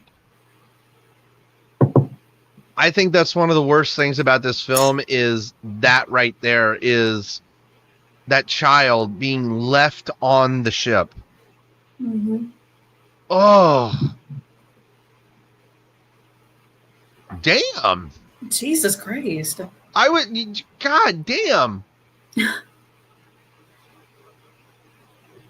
I understand it's every man for himself, but damn, you don't need to go barbaric level. I know. None of y'all would have been able to see this. Nope. None of you would have been able to see this. You would have only seen the silhouette on the skyline.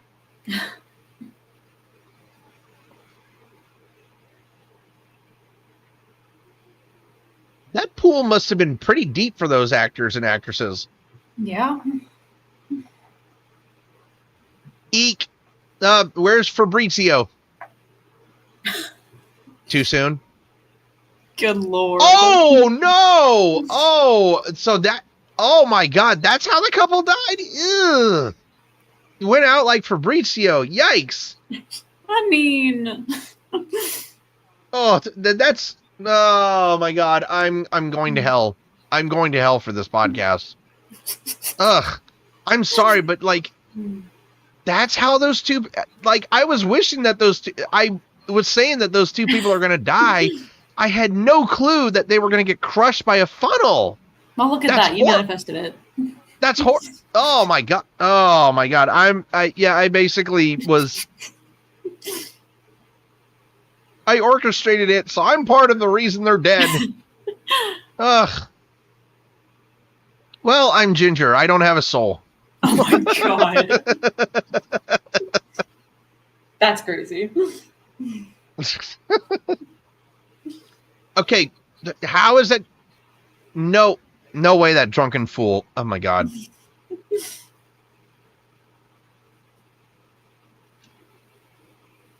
Ugh.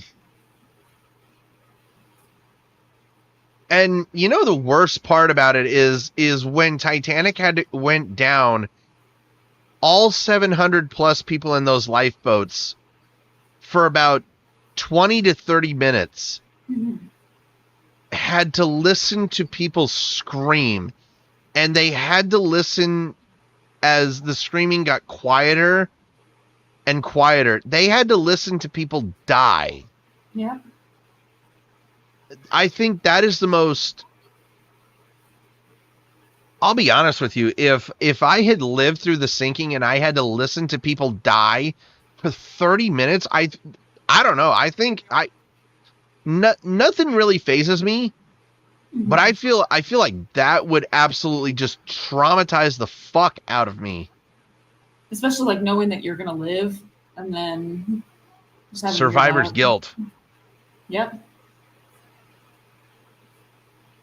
Oh, I have an interesting story for you because I think I told you this. So I work at SeaTac Airport, and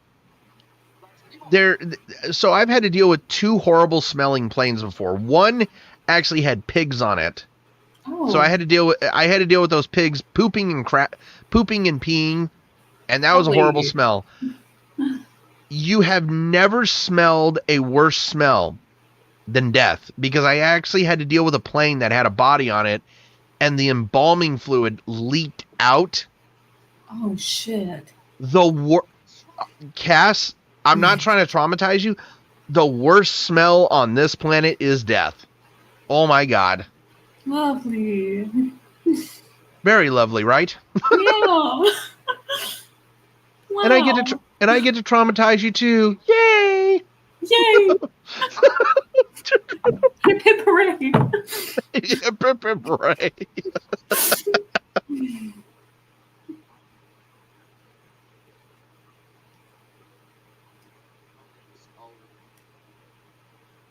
You know, speaking of cold, like the fact that there were people who actually had short sleeves and survived another 2 hours without getting hypothermia, like that surprised the hell out of me.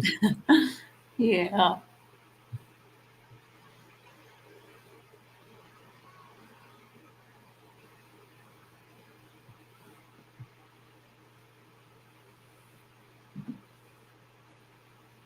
Ugh. Oh, God. That actually was... It was brutal to actually witness.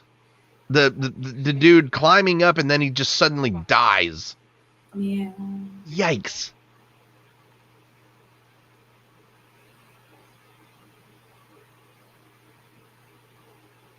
You morons.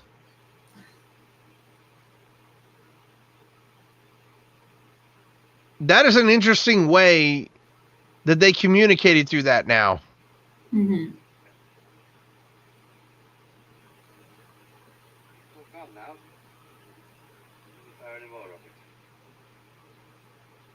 And the technology of 1912 is always, it's actually very fascinating.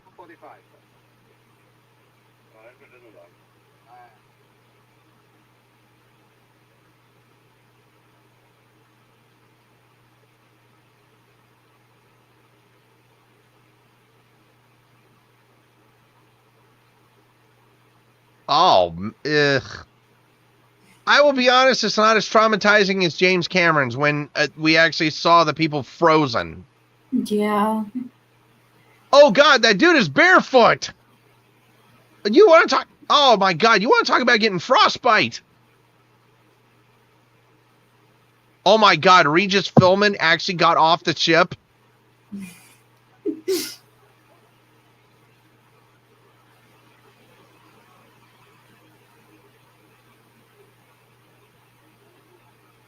Why is this guy giving me Cal vibes? Right? Oh.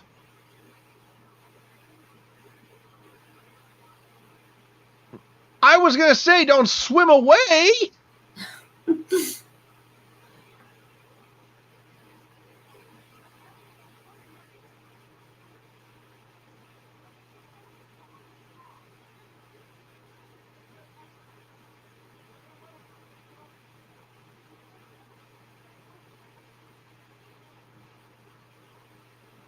Oh my God. You know, I will say this. I think it's First Officer Boxhall. Yeah. The fact that he actually provided information of his. Oh my God. Mm-hmm. No.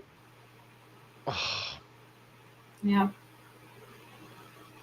I will say this is not as traumatizing as the woman with the baby in Titanic. That scene absolutely terrified me when I was a kid, and it still terrifies me to this day.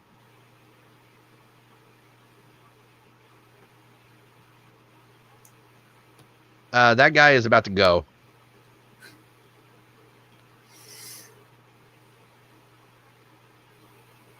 Let him go.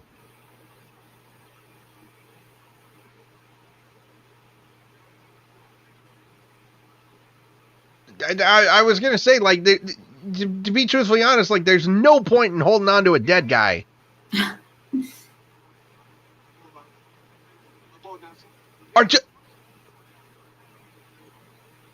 You've got to be fucking kidding me.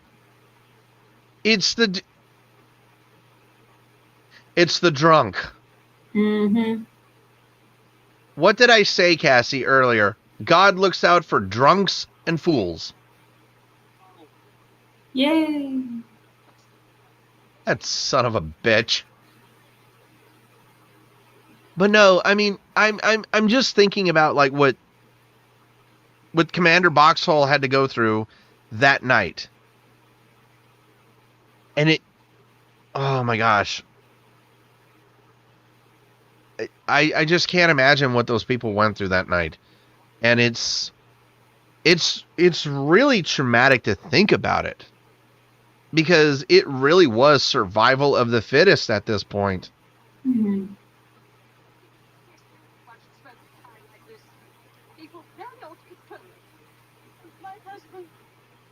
Maybe you should have demanded your husband get on the boat with you then.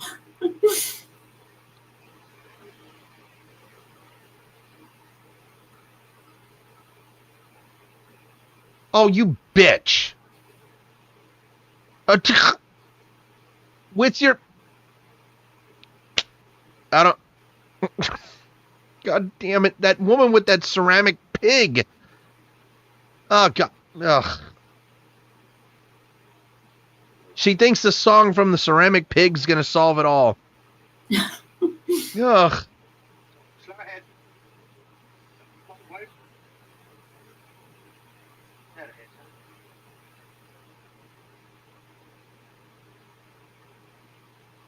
Drop it. I tell you where dark. Now, the scene where you actually saw in Titanic where they actually had Carpathia in the background with the lifeboats, that was the only scene that they actually filmed at sea. Jeez.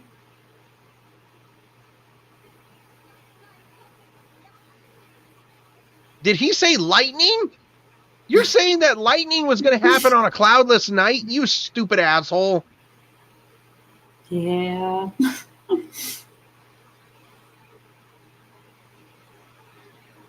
You want to talk about a horse's ass?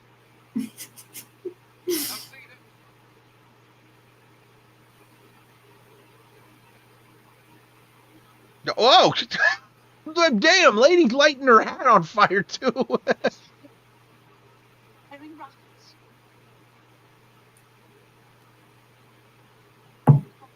No, wow, those guys really survived? Whoa.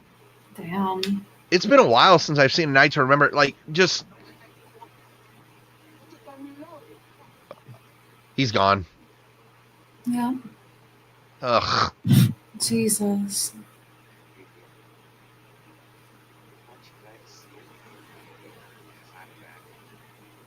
That's a fantastic costume design of the Frost right there. Right, it really is. Because in Titanic they actually used an element where when water touches it, it crystallizes, which was really actually scientifically genius if you think about it. Mm-hmm.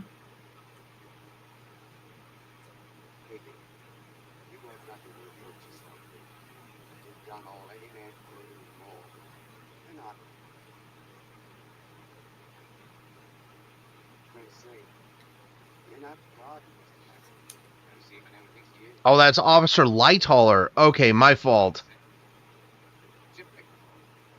I know what to see. This is different. Has we hit an iceberg? No. Wasn't slim short. I will admit, Officer Charles Lightoller that night was probably one of the bravest men alive that night. Mm-hmm.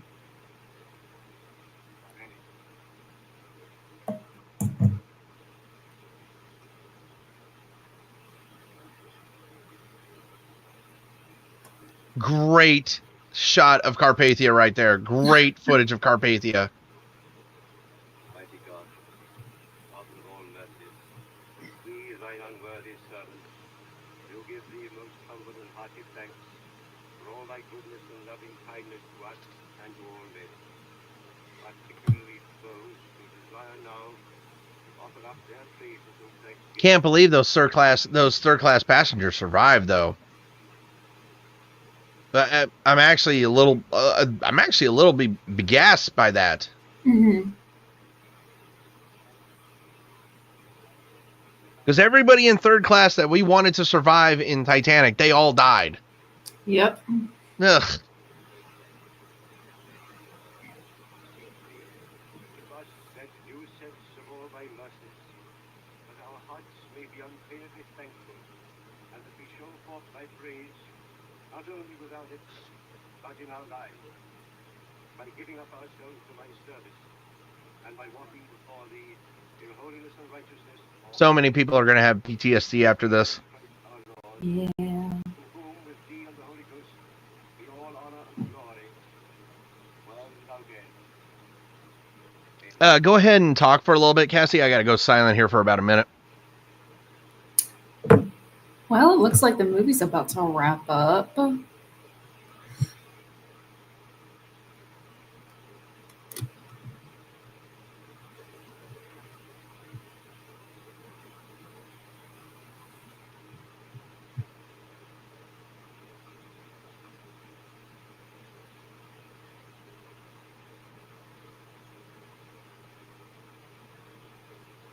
That's actually crazy.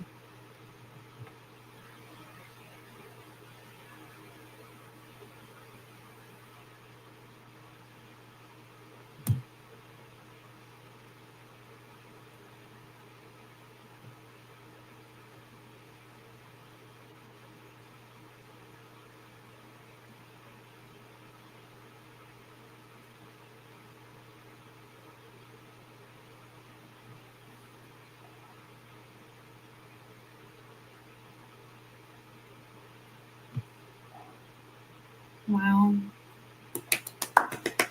Yay. Excellent movie, by the way. That was awesome. I love how they actually gave this little spiel at the end. Mhm.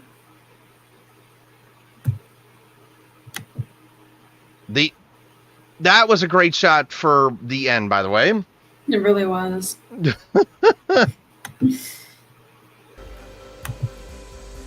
Alrighty, everybody. That is a night to remember. I hope you guys did enjoy this audio podcast of us reacting to it. And it's a yearly tradition that this podcast takes to do a Titanic movie.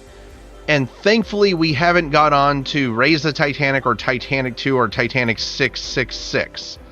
Because those movies just absolutely sucked. But,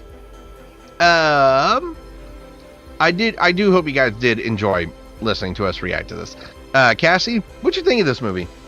Well, overall, like with the time that this movie was produced, I believe, the cast and the crew and like set designers, I think everyone did a really good job. And actually, before we watched this, I did read that this movie was made before they found out that the Titanic was snapped in half. And so that's why they didn't include it into the movie. But yeah, I do really think it was amazing. I think so too, and you're absolutely right. And I'm glad that you did some homework on it. I'm actually impressed. I'm very impressed. Look at this, guys. We have a co-host who does her homework. But no, yes, this actually came about. It actually came 29 years before Titanic was actually found. And this was before they actually found out that Titanic broke in half at the surface.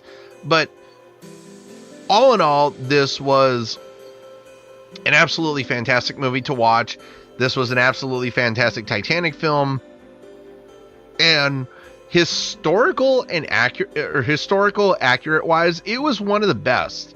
Mm-hmm. This is definitely one of the best historically accurate films of Titanic of all time.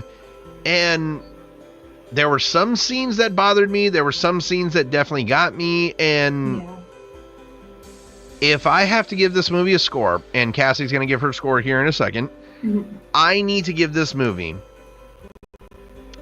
I don't think I can give it a perfect 10, but I can give it a near perfect 10. I can give it a 9.7 out of 10. Nice. And I think that is appropriate for this movie because of when the time it was made and how it was made. So Cassie, what's your score? I'm going to go just a little bit below you. I think I'm going to give it a 9.3. Very, very low, might I add. Very, very low. So, but you know what? This movie still gets a good score. This movie gets a 9.5 out of 10 from us. And that's actually the lowest anyone's ever gone below me before. Really? You know what? I'm actually offended by you, Miss Cassie. I'm sorry. Shoot. No, sorry. I'm kidding. You know what?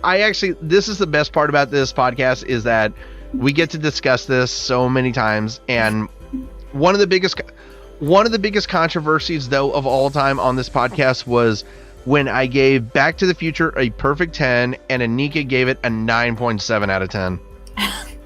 That was the biggest controversy because we had a chance for another perfect 10. She did not give it a perfect 10. But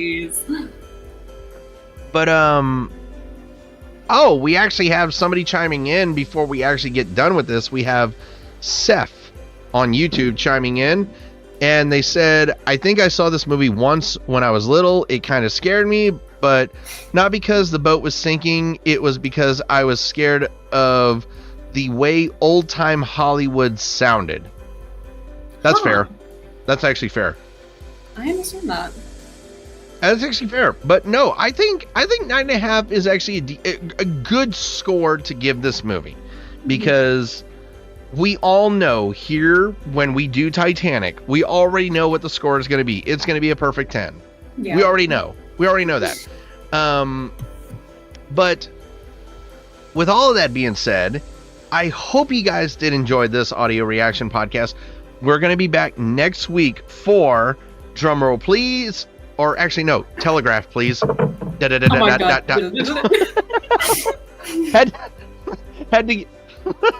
get one. I had to get one more in. I'm sorry. Thanks, I appreciate it.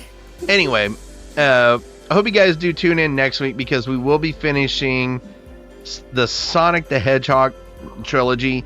And I'm staying far away from YouTube so I don't get any spoilers. I don't see one video to spoil any scene for me. I want to have my mind blown right fucking here. Okay. Sweet. But we will be watching Sonic the Hedgehog 3 next week. And then after Sonic the Hedgehog 3, it'll be my choice of movie. And I've already announced it to begin with. It is going to be Dante's Peak. And I'm looking, and I don't know, Cassie, I can't remember. Have you actually ever seen that movie? I haven't, but it's so weird because I love natural disaster movies and just things that do that. So it's then you are absolutely going to love this movie. You're absolutely going to love Dante's Peak. Of course, it stars Pierce Brosnan, who of course starred as James Bond in 007 movies. Stars Linda Hamilton from the Terminator films. Alrighty. Well, hold on a sec. Let me just make sure that the music gets started up again because I can't end this note off without any music. But I think this movie has actually scarred Cassie in some ways because of TikTok and the telegraph sound now. No, just a little. It's fine. Everything's fine.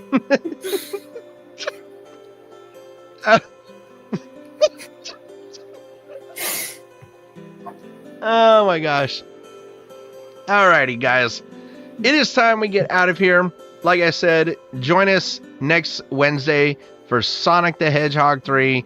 With all that being said, have a good morning, have a good afternoon, and have a good night. Whatever time that you're tuning into this podcast, that is a cut, wrap, and print.